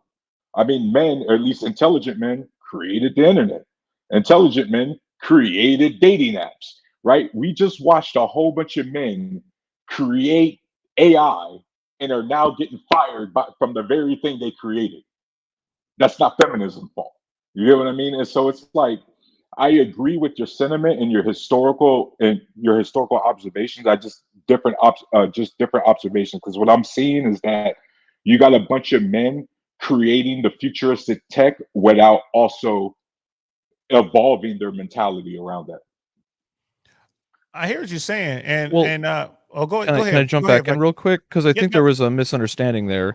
Because I wasn't making any, say, conclusions. I was making observations, right? The observation is same as yours. Oh, hold on. Going off. My apologies. Is that feminism is a manifestation of one aspect of human nature. And what you're speaking is the male side. Yes, males create technology. So we're in agreement. We're just kind of agreeing past each other in this point. Is that I'm saying that feminism is just one female manifestation of human behavior. I call it the hubris of man. We think we've overcome the animalistic nature that we have in ourselves, and we can, but you have to make a conscious effort. So this is why the NPC meme is a thing, is because people go on autopilot and they're not actually acting with their self-agency, right? They get that victim mindset, oh, woe is me, and that, we see over and over again, the guys that give into that, they don't succeed because they just lay in the dirt and cry, right? And so that's what this community is about in terms of like Fresh and Fit. We try to get guys to, like Jay Waller said, the most beautiful day of your life as a man when you realize nobody's saving you and you can save yourself, right? And I've lived that myself, so I understand it completely. And a lot of guys just haven't gotten to that point where they had to reach a point where they were going to almost break and then just decided that they were going to get up and fight metaphorically in terms of bettering themselves, right? Once again, re-embracing that, what's that human masculine nature that's being labeled as toxic, so guys neglect it, not realizing that's what is going to allow them to be that man that these women actually want, but they won't say it because, once again, hypergamy is a motherfucker. So I hope my retort, kind of helps clarify things. Yeah, and I'll it jump in clarified. here. Oh, my bad. Yeah, now I'll jump in here real quick and then I'll hand it off to you, bro. Brother Truce. I agree with what you guys are saying, but it ties back to what I always say here, right? Two things. First of all, I don't hate the player, I hate the game, right? And it's people out there, if you listen, men and women, you're born into it. Sorry, this is what it is. It's the game. When I saw that story on Breaking Points, and I read those articles, the only thing that went to my mind is, okay, forget all the other smoke, forget all the smoke and mirrors, bro. What do men need to do in order to move forward? Because it's what Brother Jay Waller was saying makes a lot of sense. He's like, look, you need to understand as a man, no one is coming to help you. So Brother Tarus, what would you say to these young guys out here who don't have the game, they don't understand the game, and they don't realize no one's coming to help them? So they're alone, they're out there, no friends, no money, no prospects. What do you tell those guys? What I tell them is live in reality. What Viking said was thank you for clarifying that, because this is multifaceted. There's never just one reason why anything happens. You know what I mean? For me, Viking, I always speak from the male's perspective, because at the end of the day, I can't do anything about feminism. I can only do something what I can control and kind of talk to my guys. And at the end of the day, DL, you guys exist, right? Viking exists, right? Fresh and Fist exists, right? Here's all these guys who actually exist trying to help these guys and give them some sort of general advice. And you know why the numbers are still in decline? Because these ego and men don't want to take the advice. How many different ways you got to tell these guys to lose some weight and they still don't want to lose weight? How many times you got to tell these guys to go to college and go get a trade and they don't want to get a trade? How many times you got to tell these dudes to be financially responsible and get their credit score up and they don't want to freaking do it? So how many guys, DL, we talk about this all the time. How many times you got to tell these guys to go outside and they don't go outside? They don't go outside. At some point, if you're going to ask for information and advice, you should probably take it. Or then it's just complaining, it's just grievance. And then you end up in what we're going down right now. All right. What's your take on that, Brother Viking? Well, I see it all the time because, like I said, I'm in the Fresh and Fit Discord, and we get a lot of guys coming in from different communities and whatnot. Some hating, some, wanting to learn. And you always see the Pareto principle being demonstrated over and over again. The 80% is 80% because the average man thinks he isn't, right? That ego, right? This is one of the things I preach to the guys all the time is about, self-awareness. And as you said, control the controllables. You're the number one controllable, right? As a man, you have to control yourself if you want to be respectable, so that way other people are willing to work with you. And a lot of guys get that stuff backwards, where they don't understand that it comes back to you first.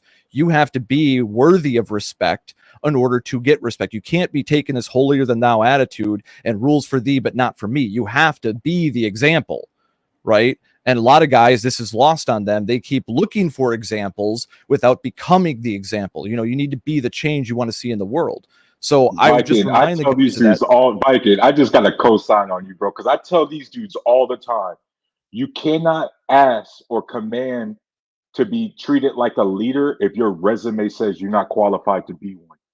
Straight up. Yes, big facts. And that's what I just try to remind guys. They have to check their own ego. Your ego is your worst enemy. Your ego is going to make you do things where you're worried about how you appear rather than how you're acting. And I see this pattern repeated over and over again with these guys that lack self-awareness, that they'll sit there and they'll argue with you about how somebody did this, that, or the other thing. Like, well, you're sitting here whining, complaining, and then saying you don't care.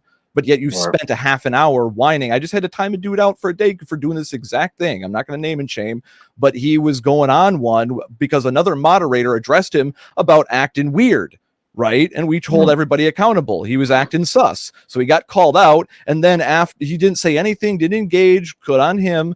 But then after the fact, he kept talking about in the text chat, Twitter fingers, about how he didn't engage and was trying to get everybody against that moderator, and then admitted, oh, I didn't know it was a moderator. And then sits there, wants to go back and forth with me, which I'm another moderator. And then when another server helper is addressing him directly about how he's sitting there whining, complaining about another man, and demonstrating his cowardly actions by trying to turn everybody against that moderator when he leaves, right? And then he said, oh, no, it's not me. It's not me. He attacked me for no reason. It's like, congratulations, you sound like a female. And now you're you're messing up and you don't even realize it. And once again, I use guys like this as a learning example to show, like, I say, don't let it be you. If you see somebody else fucking up, just make a mental note. Don't let it be you. Move on with your life. It's none of your fucking business, right? Lead by example. A lot of guys struggle with that immensely.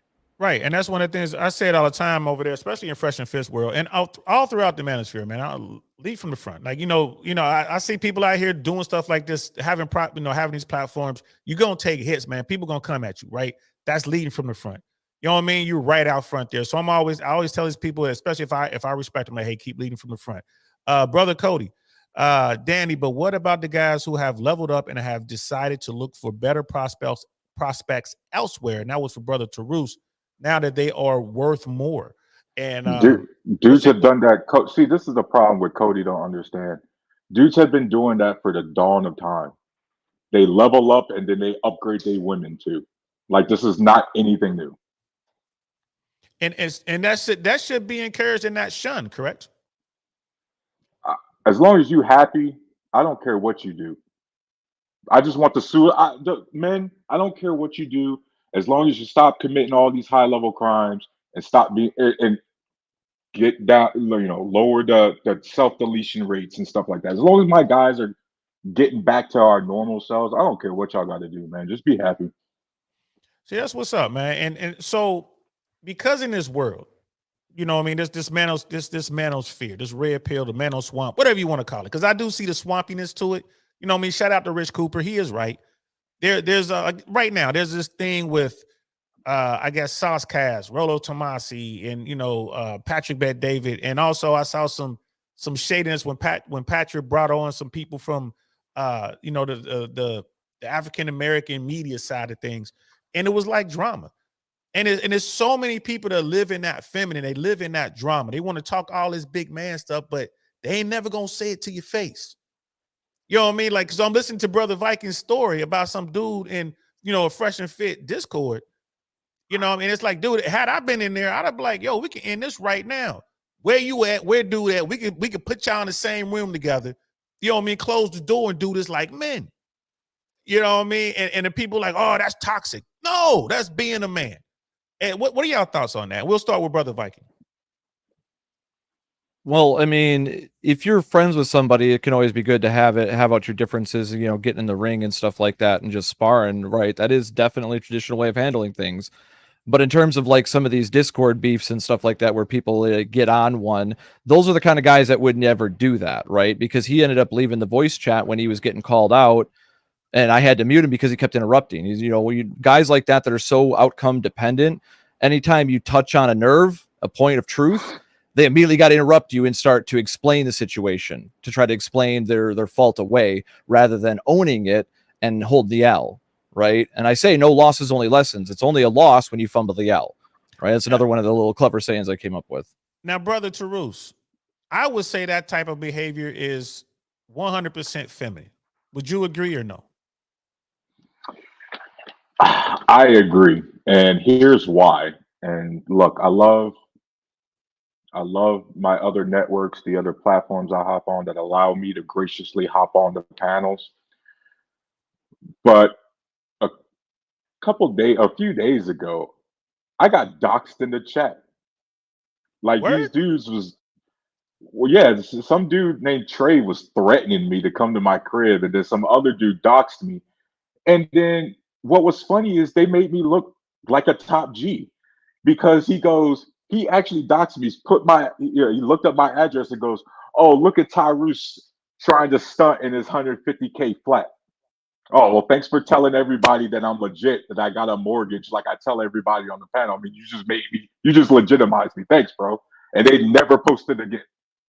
You get what I mean? But that's the kind of crap. It's like, hold up, we're on the internet. This is supposed to be our version of a gladiator arena. And you know how as guys talk, we automatically are just naturally aggressive, even though we don't even view it as aggressive, right? We'll insult each other and keep the comments going and just not think of it.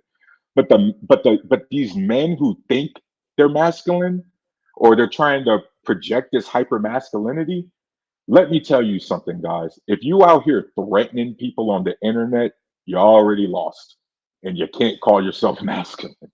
Well, I mean, the thing with that is those are empty threats. I mean, the people who talk loud and say nothing don't bother me. It's that guy who's like, all right, man, I'm gonna see you.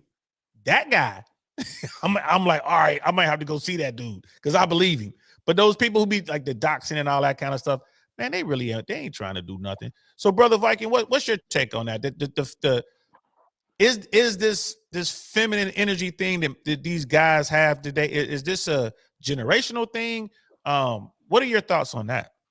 No, it's guys that are in touch with their feelings, right? This is what I say all the time. Men can act like women if they're in touch with their emotions, right? See, a masculine man has emotions, but he controls them, right? Whereas a feminized man, a man that's been taught to think more like a woman, typically men raised in single mother households, and that's their prime example, don't have masculine figures, they're going to be in touch with their feelings, right? So they're going to constantly play the same games that girls do about how things appear so they don't get kicked out of the tribe. That's why they get so outcome independent on how they look rather than the merits of their actions. Right? Where if they're around masculine men that understand meritocracy rules all, just like game trumps all in terms of dating, meritocracy trumps all when you're dealing with men that know how to work. Right? And that's what it comes down to. Demonstrate, do not explicate, as Rollo Tomasi says. And a lot of guys, once again, struggle with that when they're in touch with their feelings because they've been taught they need to have their feelings satiated. That's what creates outcome dependence, where guys need the outcome to be resolved. It needs to be like the happy ending in the movie. But the thing is, sometimes you have to agree to disagree. And that means that you're going to have to bite your tongue and swallow your pride on opinion you have. As Myron always talks about, one of the problems with the manosphere, the manoswamp, as it were, is when guys focus on the differences rather than what is the majority of what we have in common. And so then they start backstabbing like females will do in a workplace environment, where they'll start trying to undermine other people rather than strengthening the team by engaging in psychological warfare. Yes, and this is the problem, is that these are the guys that become yes men or ass kissers, okay? So those are the ones that Myron always says, you got to be careful. You're dealing with people that have drug problems. You're dealing with people that have women problems. If you're dealing with guys that have emotional problems, you're going to have to deal with them just like you deal with women. This is one of the things that I've also taught the guys, is when you're dealing with emotional people, you have to navigate a certain way, because if you don't, you're going to have a bad time. Absolutely, man. And it's something. Oh, go ahead, Charles. Go ahead, bro. Yeah, and just to once again, man, Vikings killing it. It's start at the individual level, the local level. First, there is nothing wrong with showing emotions. And I think this is where a lot of the guys get confused with what most women are trying to convey. They don't want us. No, we don't have to be emotional or emotionless robots, right? And this idea of masculinity, like we can't show any emotions. Yes, we can. But our emotions raging out, we got to have our emotions in check, right? We always know, like in the heat of the things, yeah, it could get hot. Yeah, we could start yelling back and forth. This is the internet. But at some point, you got to have the self-discipline to roll it back, right? And a lot of guys, just like in real life on the internet, they can't roll that back. And so it's like, well, there's nothing wrong with showing emotion, but then when you start just acting out, well, now it's not even an emotion. It's more like you're just projecting your insecurities. And so guys need to learn that balance. And I'm glad you said that, balance, because, a lot of people, when we had this conversation about showing emotion, right? I'm like, look, do I think as a man, you should be out here crying because you didn't get red Jello, you had green Jello, and you mad at your wife and you crying about that because she brought you the wrong Jello? No, don't do that. You know what I mean? Am I saying as a man you should be, open to your emotions and let those emotions rule everything you do? No, please don't do that, because that's dangerous. You know what I mean? And I Right. think Brother Churus would agree with me. You know what I mean? There Yep. there are limits, right? We're not talking about going out there and being an emotional wreck, because a grown man who's lost in his emotions can go out there and do some real dumb stuff. You know what I mean? That's how we get these guys going into these, a grocery store or going to Target or going to a school and just slaughter innocents because they have no control over their emotions. One, and two, they don't understand the game, right? So I think that's what brother Tarus is saying. Correct me if I'm wrong, bro. But yeah, there pretty should much. be limits. It's got to do with I'll use the catchphrase emotional intelligence. A lot of guys don't understand their masculine emotions because I was just expressing emotion before. I was being very passionate with how I'm speaking. I've always been like this, and I've been shamed and ridiculed for it. Oh, you're loud. Oh, you're too abrasive. Oh, you're too domineering, right? You think you're better than everybody. You think you're smarter than people. It's like Cody. I've had accusation after accusation, and you end up just having to realize, let it roll off your back. Don't let it bother you. If you let it bother you, oh, I was disrespected. No, I have to earn that respect by being able to weather the beating, right? And a Yep. lot of guys don't want to take that higher minded approach in mastering their own emotions. When you're dealing with these guys, they don't know what emotion they're feeling. They'll sit there and say, oh, I don't care. I don't care. But the thing is that their actions manifest their emotions. I say this all the time, confessions by projections. When a person gets in their feelings, that's why it's so important to let them talk, because then they will snitch on themselves. They will end up telling you everything you need to know, and then you're good. Like, exactly where you stand with that person without having to do much then. And you save a ton of energy. Just a little pro tip there in dealing with emotional people, right? You just have to be emotionally in control of yourself, and you automatically win. When you're in a exchange with somebody, the first person to lose, or the person that loses, is the first person to lose control of their emotions. That's always what it is, and a lot of guys want to try to make it seem like it's something it's not. And that's what it comes down to. You just have to have that emotional intelligence, understand what you're feeling as a man and control it, and understand that what I just did before and what I'm doing right now, speaking passionately, is typically going to be shamed, not respected. That's why it's so respectable when a man does it, is because he's shamed so often. If he's a pussy, he's going to relinquish that kind of command presence and nerf himself. Don't be that guy. Know what you mean and mean what you say. Absolutely. And then we got Sister Rosin. Guys, we want to show emotions. That's how we can figure out what you need in the moment. Mm-hmm. Nah, love. I mean, I can't agree with that, love. Here's the thing. I agree. I don't agree with that. And this is why. I mean, men should be able to convey their emotions without being emotional. You feel me? So, I think if you need to work to master your emotions to the best of your ability to get the best out of it. It's kind of like when you're dealing with the child, right? When my daughter messed up as a kid, it may not have been that big of a deal, but I might have to get real animated because she could have actually burnt herself, or she could have done this, or she could have done that. So I get real animated. I'm not being emotional. I'm in control. I'm doing it for her. And then like literally the next moment, it's like, hold on for a second, and you put the phone down for a second and you scream, y'all better quit making all that noise, and I'm gonna come in there and beat your butt, that kind of thing. And you get back on the phone, yeah, man, blah, blah, blah.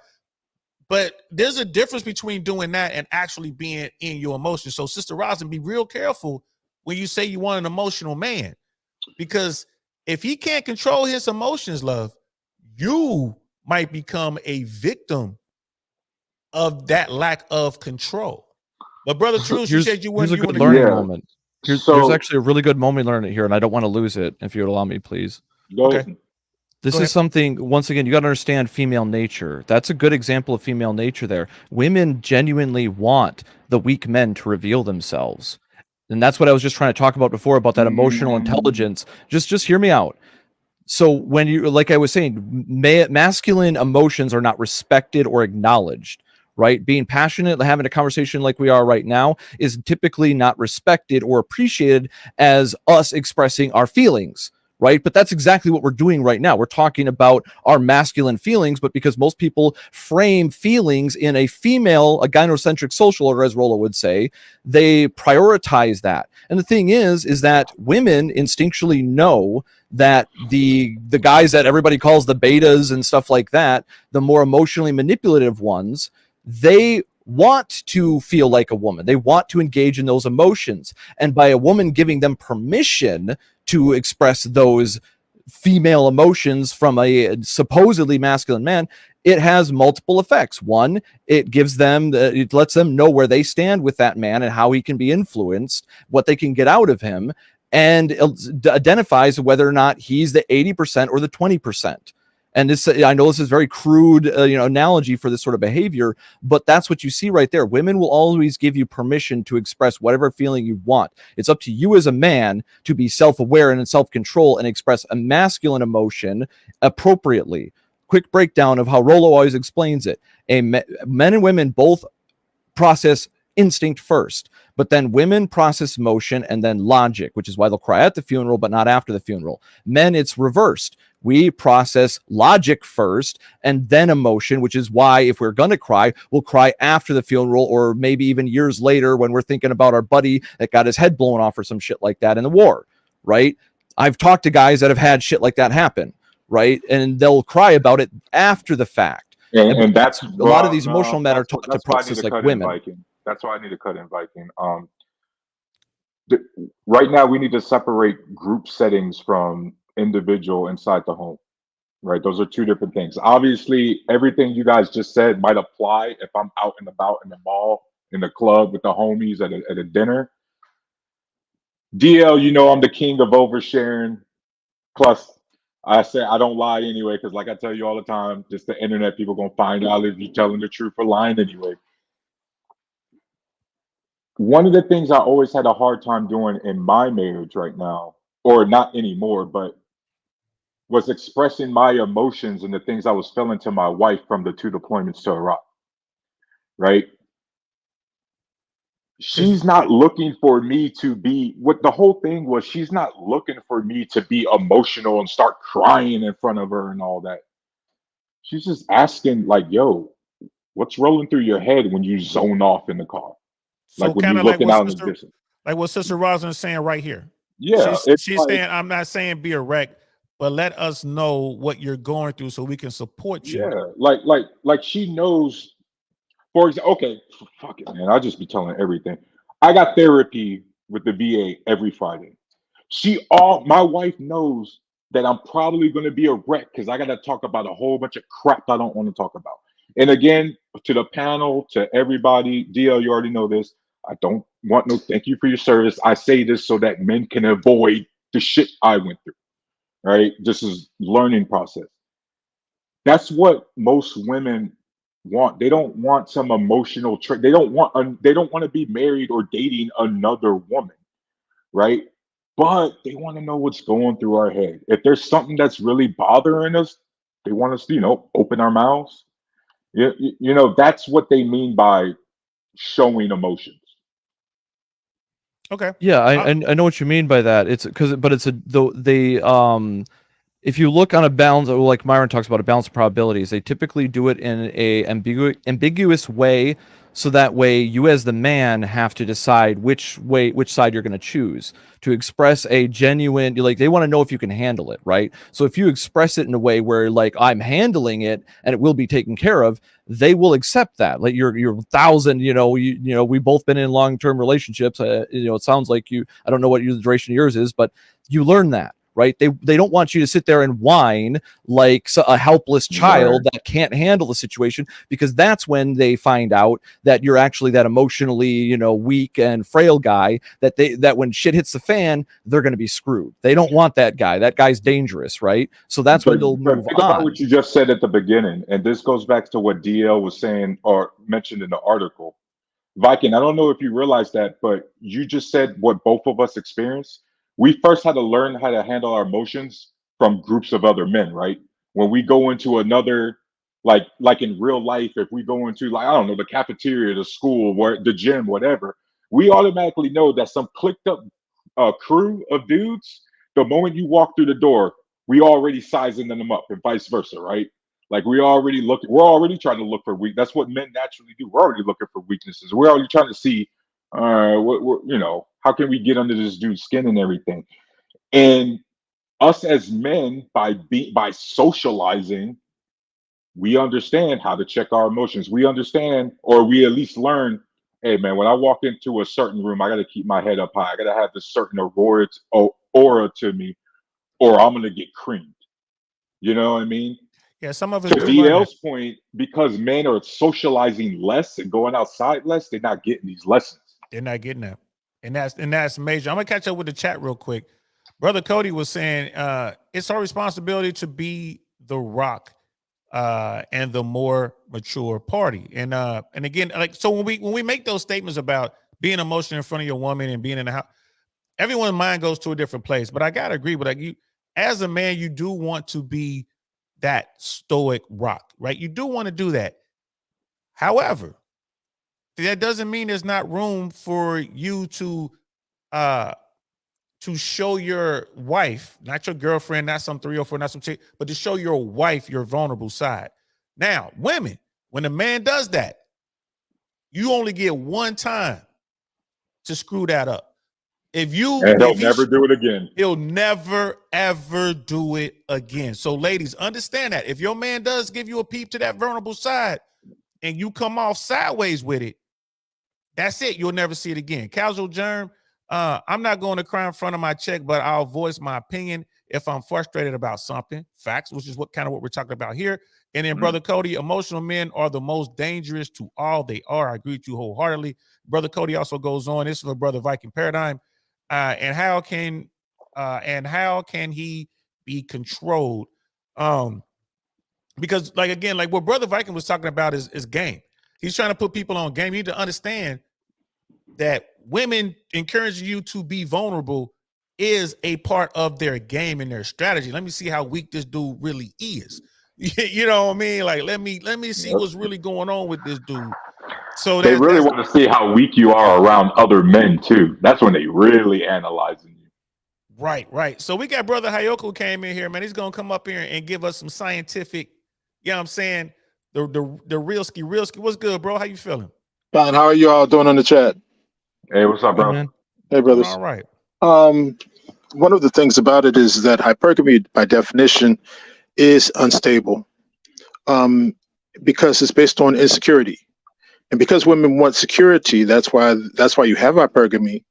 What happens is that if you go into expressing emotion in an unstable way, then what happens is her emotional instability is going to kick in, and she's not going to want you. That's just going to devastate the entire relationship. So it's okay to have emotions. It's okay to feel what you feel. But as a man, you know no one's coming to save you. So you have to step up to the plate and do what you need to do regardless.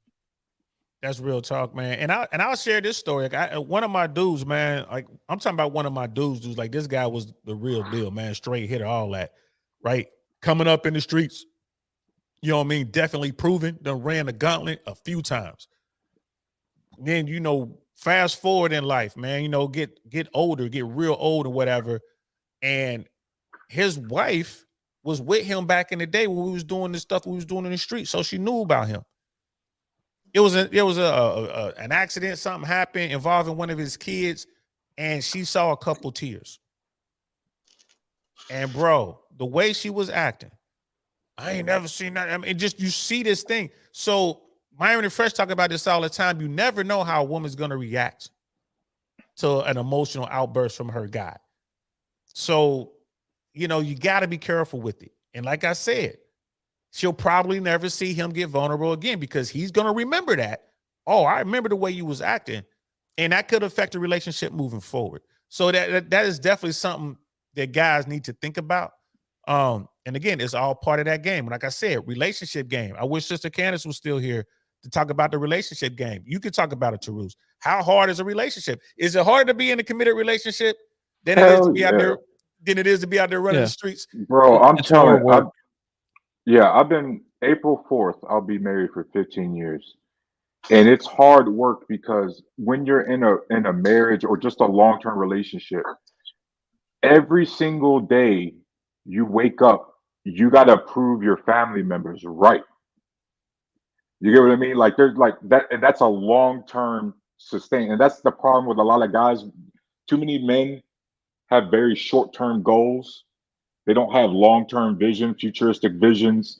and they can't keep it going. For example, how many times in sports have we seen an athlete, typically a diva wide receiver or something, they was on that contract year. They want to prove everybody wrong. Yeah, I'm that dude. Yeah, you're gonna have to franchise tag me, or you're gonna give me that max contract. And then they get that money and then they disappear. Right? That's what happens when you're short, when you think in short term, because you're trying to prove everybody wrong. But when you're trying to prove at least your wife and your kids right, every day you gotta wake up and do that. Yes, you could, there's some days you're not going to do it, some weeks where it's dragging, but every single day we're in a relationship, you're proving each other right. Yeah, yeah, you're right to stick it out with me. Yeah, I'm right to stick it out with you. You know what I mean? That's hard work, man. That is hard work. And I know Brother Viking has something he wanted to tag on there.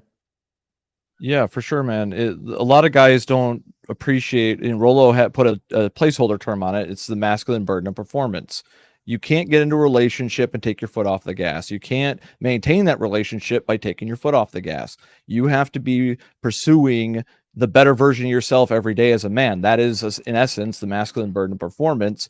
And your woman is going to want to know every day that you can do that. Going back to the accident example, the reason why she had such a visceral reaction to that is because of how he handled it in the moment. The fact that he shed tears in the moment, that makes her think he's prioritizing, as I said before, the breakdown, emotion before reason, which means that he's a liability in an emergency situation by even just a little hint of emotional weakness in that situation jeopardize her view of him as her hypergamous best option, right? So that is a perfect nuanced example of how even a little bit of momentary weakness can taint how she respects you and whether or not she can love you in the long term then, right? Because it's always going to be nagging in the back of her brain. If shit hits the fan, is he going to be weak in that moment? Or is he going to handle it and be emotional like that afterwards?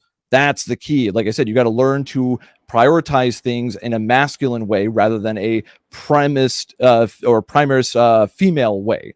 And that's the mistake that most guys are making, is they're doing things ass backwards as men, and they wonder why they're tripping over their own feet. That's what's up. And Brother Hayoka, I want you to go here just in 1 second. I just want to read Cody is King's chat. She may never respect him the same either. Keeping your frame while expresses yourself is the utmost importance. Oh, keeping your frame while you express yourself is of the utmost importance. You can let a little rage out though. That seems to be exciting for them, right? They do want to see a little bit of that caveman come out. But yeah, I think that Brother Cody, Brother Viking are definitely on the right path, and I agree with them. Brother Hayoka, what's your take on it? I agree with Brother Cody, except that she doesn't want the rage to be directed towards her. So the thing about it is that right. You can be dangerous. It's exciting. It can be exhilarating to a woman to know that you have it in you to be a warrior for her. One of the things that Mike Tyson said that I had to appreciate, he said, your mother loves you for your survival and your woman loves you for her survival. And that's her hypergamous nature coming to the fore. And because of it, what happens is that it's okay to show emotion directed towards solving the problem, being able to say, if you're angry and you say, but I'm going to take care of this, then she's going to feel, something, my man got it. You know what I mean? I made a good bet on this person. Yep. But if she feels that if you start to break down and disassemble, the first thing she's going to think is that, well, when the going gets tough, you get going. And that's no basis for a relationship. She's gonna look at it like a woman would look at it. And then she's looking at an unstable, she's feeling unstable, and you're projecting instability. So why guys, can I ask you guys a question? All three of you guys. Do you think there's a correlation between emotional instability and lack of commitment when it comes to those guys? When it comes to guys, or when it comes to guys? I don't know, bro. Is a correlation between? Give me an example of what you mean. Like the examples or kind of the hypothetical we're using, right? Let's say we get into a car crash with our girl or whatever, right? Could it be a symptom or a sign that an emotionally unstable guy who's going to have probably a meltdown in the situation might also have commitment issues in certain aspects of his life. Like maybe he can't hold down a relationship that long or a job that long, or he can't commit to a certain, I don't know, fitness routine for a while. Like that's what I meant. Like examples like that. So I mean, it's because to me it sounds like the guy's insecure, and if the guy's insecure, I would say that guy is prone to be emotional. Depends on how he has that insecurity. You know what I mean? Because I don't know any confident men who are insecure, right? You can't be both, and I don't. So as a confident man, you're gonna be confident in all things that you do. You're gonna be confident in your relationships. You're gonna be confident, you know what I mean, in the way you handle your woman, right? You're gonna be confident in all those things. So if you got insecurities, right, and you let that very feminine emotion take control of how you move, that insecurity is a lack of emotional control, in my humble opinion. And that guy is ruled by emotion. So yeah, that guy, I think that would translate to how he handles his relationships. That's my take on it. Yeah. Can I interject? Go ahead, bro. Here's the thing that if you look at it from a children's perspective, women are more or girls tend to look at relationships, men look at manipulate the world around them. If you're looking at a man that is unstable, you will see it in his actions, and it will come out in the way that he does things. And when you see that, then it's a call sign for you. Because a lot of men are being raised in single parent female headed households, what happens is that they don't have a guideline. It's the same rubric that you would say like this: when the young male elephants were killing everyone, when they put in a bull, all that stopped because they had a role model, they had a standard to go by, and he enforced the standard on them. When you grow up in a female headed household, what happens is you don't have that standard enforced upon you. Women are nurturers. They're not designed to even understand your struggle as a male. So because their minds aren't geared for it, what happens is that the struggles that you have in order to temper yourself to become a better man, they have no conception of, because they don't do it. It's not something that they would ever have to do. No woman wants to be a man, mostly, I would say. Right. And so what happens is that the reason why they don't want that is because, and as Brother Viking pointed out, even in the gender selection of jobs, they tend to want more jobs where they're facing people as opposed to manipulating the environment. So you see it writ large, not only in jobs, but you see it in a number of places. So any man that you saw that handled his life in a really unstable way automatically tells you that that emotion is involved, because he's capricious. Yeah, y'all go with them big damn words again. I gotta quit having smart people on this panel, man. Give me some more. Let me get some dudes off the block. Brother Viking, man, what's your take on it? Well, it comes back to, like I said, the whole emotion thing, right? When you're prioritizing emotion over reason as a man, you're going to act like a woman because of that basic breakdown that I gave from Rollo Tomasi about how men and women prioritize this. And this is supported by like brain scans and stuff like that. Now we can see that men and women react to the environment, even though we have a lot of shared biology. There's overlap for sure. We're not a blank slate. We're fundamentally different on multiple levels in how we perceive and interact with the world. So you see that when guys can adopt that mentality, just like how women can adopt a masculine frame if they need to. Women do it out of necessity. Guys do it kind of out of choice or by bad example, right? So it once again, it comes back down to, you know, a lot of the nature versus nurture arguments and stuff like that. But regardless of how it happened, we see guys prioritizing emotion, and they do become very vindictive and whatnot. They care more about appearances rather than actions and results, right? And this is a very unfortunate for these gentlemen that find themselves in this mindset. But I do believe that you are correct in terms of that. What does Myron always say? The number one determiner of whether or not you're going to succeed in a fitness journey is adherence, and optimizing your plan for your adherence is a huge thing. So when you're dealing with men that are using, say, motivation, a fleeting feeling, as their primary way of motivating to hit the gym rather than discipline, which is doing it when you don't feel like it, right? Right. That's the fundamental nuance and difference between a guy behaving in his masculine versus acting in feminine emotional supremacy, right? Where they're going like, oh, I'm going to prioritize my feelings about things, you know, rather than just overriding that, realizing as a man, your masculine burden of performance is you have to make sacrifices. You're playing on hard mode. So you're going to take a few hits. You're going to have to give some shit up, but giving up ground strategically. Shout out to chess playing. This is one of the reasons why I teach my son chess. The reason why my dad taught me chess. The reason why the Tates got taught chess, because it teaches you the cost of your actions, upsides and downsides. That's the difference between right and wrong. That's what's up, man. Fire. Thank you. And Brother Viking indicated a gynocentric point of view for a lot of for the men who don't take that mantle on. Right. So, man, this was fire, bro. I'm so glad y'all jumped up here, man. We're about to roll into final thoughts, and we'll probably start with Brother Tarus.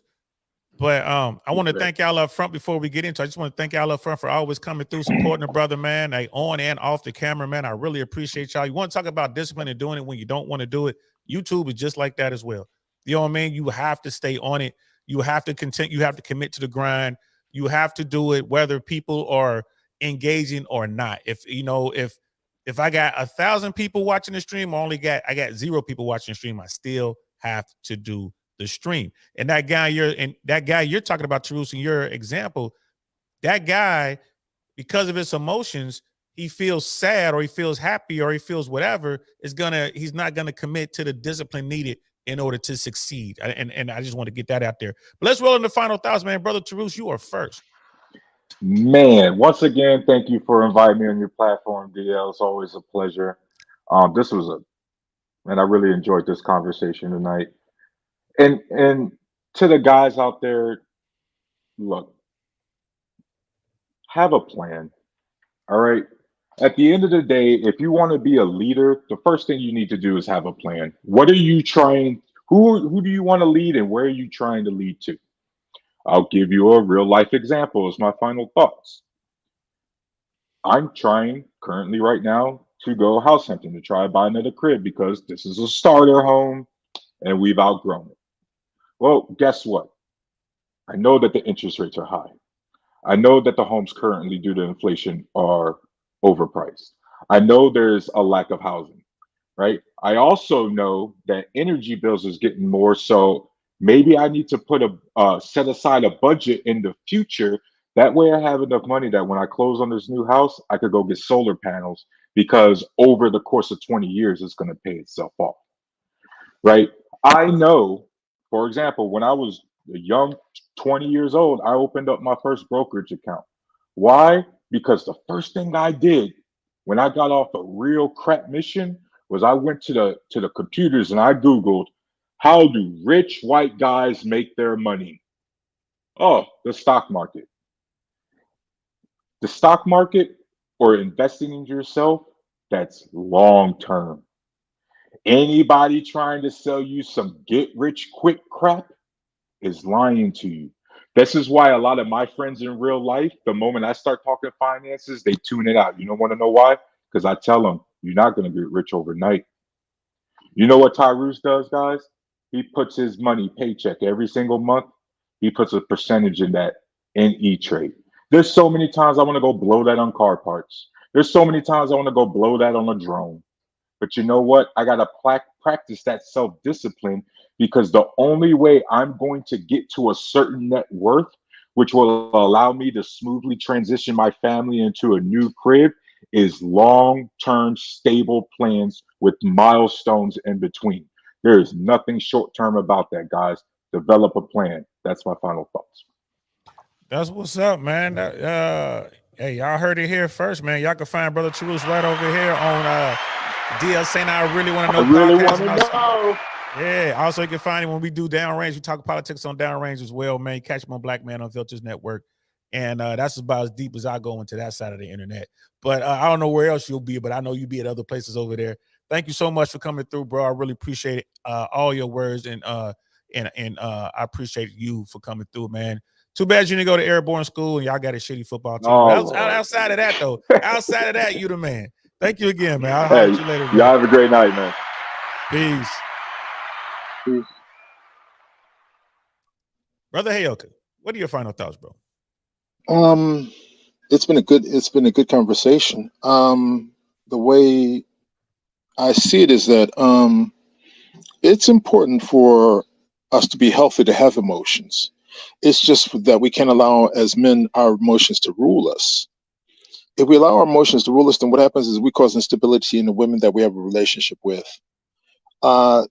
It's not just in hypergamy. It's not just whether you are economically or physically stable. It's also mental.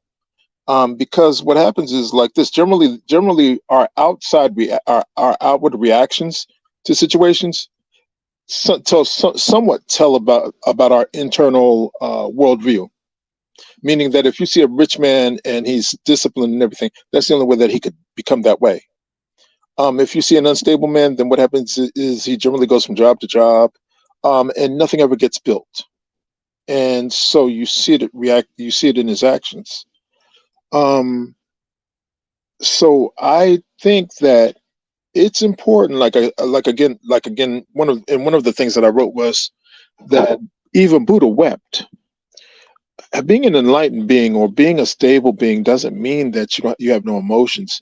What it means is that you process them differently, and that you might go through it, but you have to do what you have to do, regardless. And that's the way I kind of look at it. You have actions, and then you have the emotions. If you look at any major battle, the person who got the general that got emotional or got caught up in his emotions, that was the one who failed. In life, if we get caught up in our emotions, we fail. So you need to be able to have emotions, but you need to be able to set them aside when you need to. And I guess that's my final thought. Facts, Thanks for bro. having me. Appreciate that, man. Thank you so much. Those are, wiser words were never spoken, man. I appreciate that, brother. And have you gotten your platform up and running, or are you still working on it? Still working on it. I just got I did the one with the 2 mics though. Okay. Okay, I think Okay. you know which one I'm referring to. I know what you're talking about, and that's what's up, man. So it'll be fine. Let me know when you're ready, bro. We'll definitely I'll definitely come over there and support, man. I'll tell everybody what you got going on, send them your way. We do what we can, because that's how we do it over here, man. So again, thank you, brother. And I'll be talking to you soon, I'm sure. Oh, one other thing. I sent you 2 articles. One is on how healthier women tend to want risk-taking men, and the other one I forgot what that was about. But but it's definite that it tends to be that the healthier you are as a woman, the more you go for risk takers, and that tends to be younger women. So look forward to it. Hey, man, let that be the first show on your platform, but I'll read the articles and let me know when you're ready, man. So I'm going to holler at you later, man. All right, Peace. Peace. And Brother Viking, your final thoughts on this, man. And for you, an added caveat to that, man, where do you see America with regards to the sexual marketplace, marriage, and all the rest of it in 2 to 5 years? Well, I can't really say for sure where it's going to go. I do know that, as was mentioned before, that the whole passport bro thing has always been a thing. And for me, I think it goes back to something when Myron spoke on this topic. It's like there's some guys that can get it here and some guys that can't, right? So it depends on why you're traveling. Are you traveling because you can't get it here? Do you understand female nature, right? If you're traveling and you can get girls here and you can get girls over there, right? That's, that guy has game, right? He's not doing it for shady reasons or because he can't level up, right? So there could be multiple motivations. That's why I say it's not like a clear-cut thing. So the sexual marketplace, as I see it, is just a natural progression of like things trying to go backwards right now, right? But you can never go back. You can only go forward, right? Because time moves slower, doesn't stop. It doesn't do any of that shit that people like to think. It just keeps going, right? Time just marches on. So things will change over and over again. The only thing that remains the same is change. And it's going to continue to change. I think it is going to get a little bit worse before it gets better until more people really start waking up to the masculine burden of performance, right? Men lead, women follow, right? And if you want to be a leader, as I said before, you have to be respectable to get respect. And once again, Hate always comes from below. So once you become respectable, people are going to hate on you anyway. It's you understanding you got your own ego in check and be a leader as a man. You won't have a hard time in the sexual marketplace, no matter where you go, if you get this mindset as a true, don't let people shame you for being masculine genuinely. Expressing your emotions can be done as a man, but the problem is they keep getting men to express their emotions as women. Does not work that way. Sexual dimorphism between men and women exists. It's documented scientifically with modern technology, and people are biology denying, and it's fucking everybody up. So don't let it be you, and do better. Man, that's what's Brother Viking coming with the fire, bro. And I think listening to you right here, and I think I know what I want us to talk about on Thursday when we do the show, man. Let's talk about the masculine performance, the masculine burden of performance. I think that'll be a great one. So there it is, y'all. Thursday, y'all can catch us both right here Thursday, right? Thursday, we're gonna do 6 p.m. Eastern yes, sir. Standard That's what you Time. said. Eastern time. I'll be here. 6 p.m. Eastern Standard Time. Be talk about the masculine burden of performance. Be there or be square, people. One more time for Brother Viking. I'm gonna holler at you later, man. Thanks again. I'll see you Thursday. Peace. And then there was me. And I'm just gonna go over the final chat. I mean, catch up on the final chats here. That Cody had that I really wanted to talk about. Casual Germ, good talk. Thank you so much, Brother Cody. Showing love to Brother Viking, and showing love to Sister Roslyn. Yeah, it's been interesting, and because she's gonna look into the he's talking about earlier, but she's gonna read first. Great book. You might also Machiavelli's Disclosures. That is gonna blow your mind. The fact that they were thinking on that level back then really blows my mind. But Brother Cody had a question in here. Are men ignored in America? Bro, I'm gonna say yeah. I'm gonna say absolutely yes, 100%. Men are, I mean, not just men in the crisis who are ignored, but people like to believe that America is a place where they look out for the weak and downtrodden and we help. That's all BS, man. Americans do not care about losers. They don't. You're living you're on the streets, people walk over you. And if you're broke, they ain't trying to talk to you, right? And like there's no body positivity for men. So yeah, are men in America ignored? Yeah, they're ignored. Men in general ignored. Look how our family court system works. Yeah. They'll sit there like, oh, you had sex with a woman and it ended up a baby, and the women get all kind of choices, you get none. And then if she comes after you for child support, oh well, if you don't pay, they lock you up. Then they can lock you up. Come to find out you're not the biological father, they'll just let you out of jail. There's nothing you can do. So are men ignored? Yeah, absolutely, men are ignored. Right? We ignore people of all walks of life and all stripes here in America. You know what I mean? The one thing about America, man, it's equal opportunity when it comes to getting ignored. If you're weird enough, you're gonna get a woman enough, you're gonna get ignored. I mean, granted, it's hard to truly ignore a woman because the minute she realizes she's invisible, what does she do? She takes her clothes off. You know what I mean? So you ain't getting ignored no more because somebody's gonna come see you. But men can't do that. Men just close off to get attention. So yeah, I think men are ignored big time. And when we look at this crisis right here, when you have, 60% of dudes between 18 and 26 or 28 or whatever it was, or single, and only 20, 25 or 30% are women in the same age cohort are single, that's very, very telling. You know what I mean? So yeah, this was a great conversation. I'm glad y'all rock with me. I can't wait till Thursday to get Brother Viking here. We're gonna talk about the burden of the male performance burden. You know what I mean? We're gonna definitely talk about that. Because that's going away. That's going away along with the money. So I'm looking at what's going on now with the sexual marketplace, and I'm looking at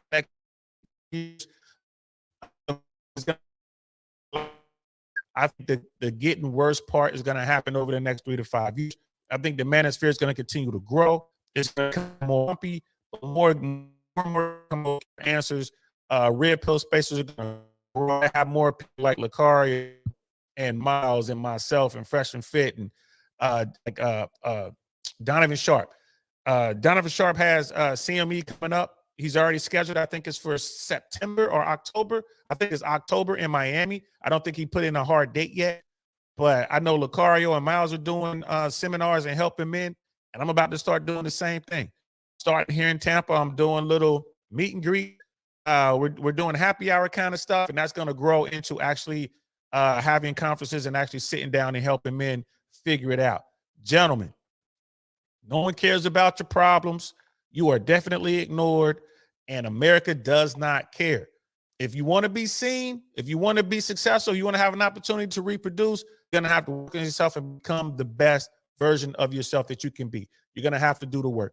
You are going to have to do the work. You're going to have to get into the gym, get in shape. You're going to have to lose that weight. If you go out there and work hard, doesn't matter how you make money.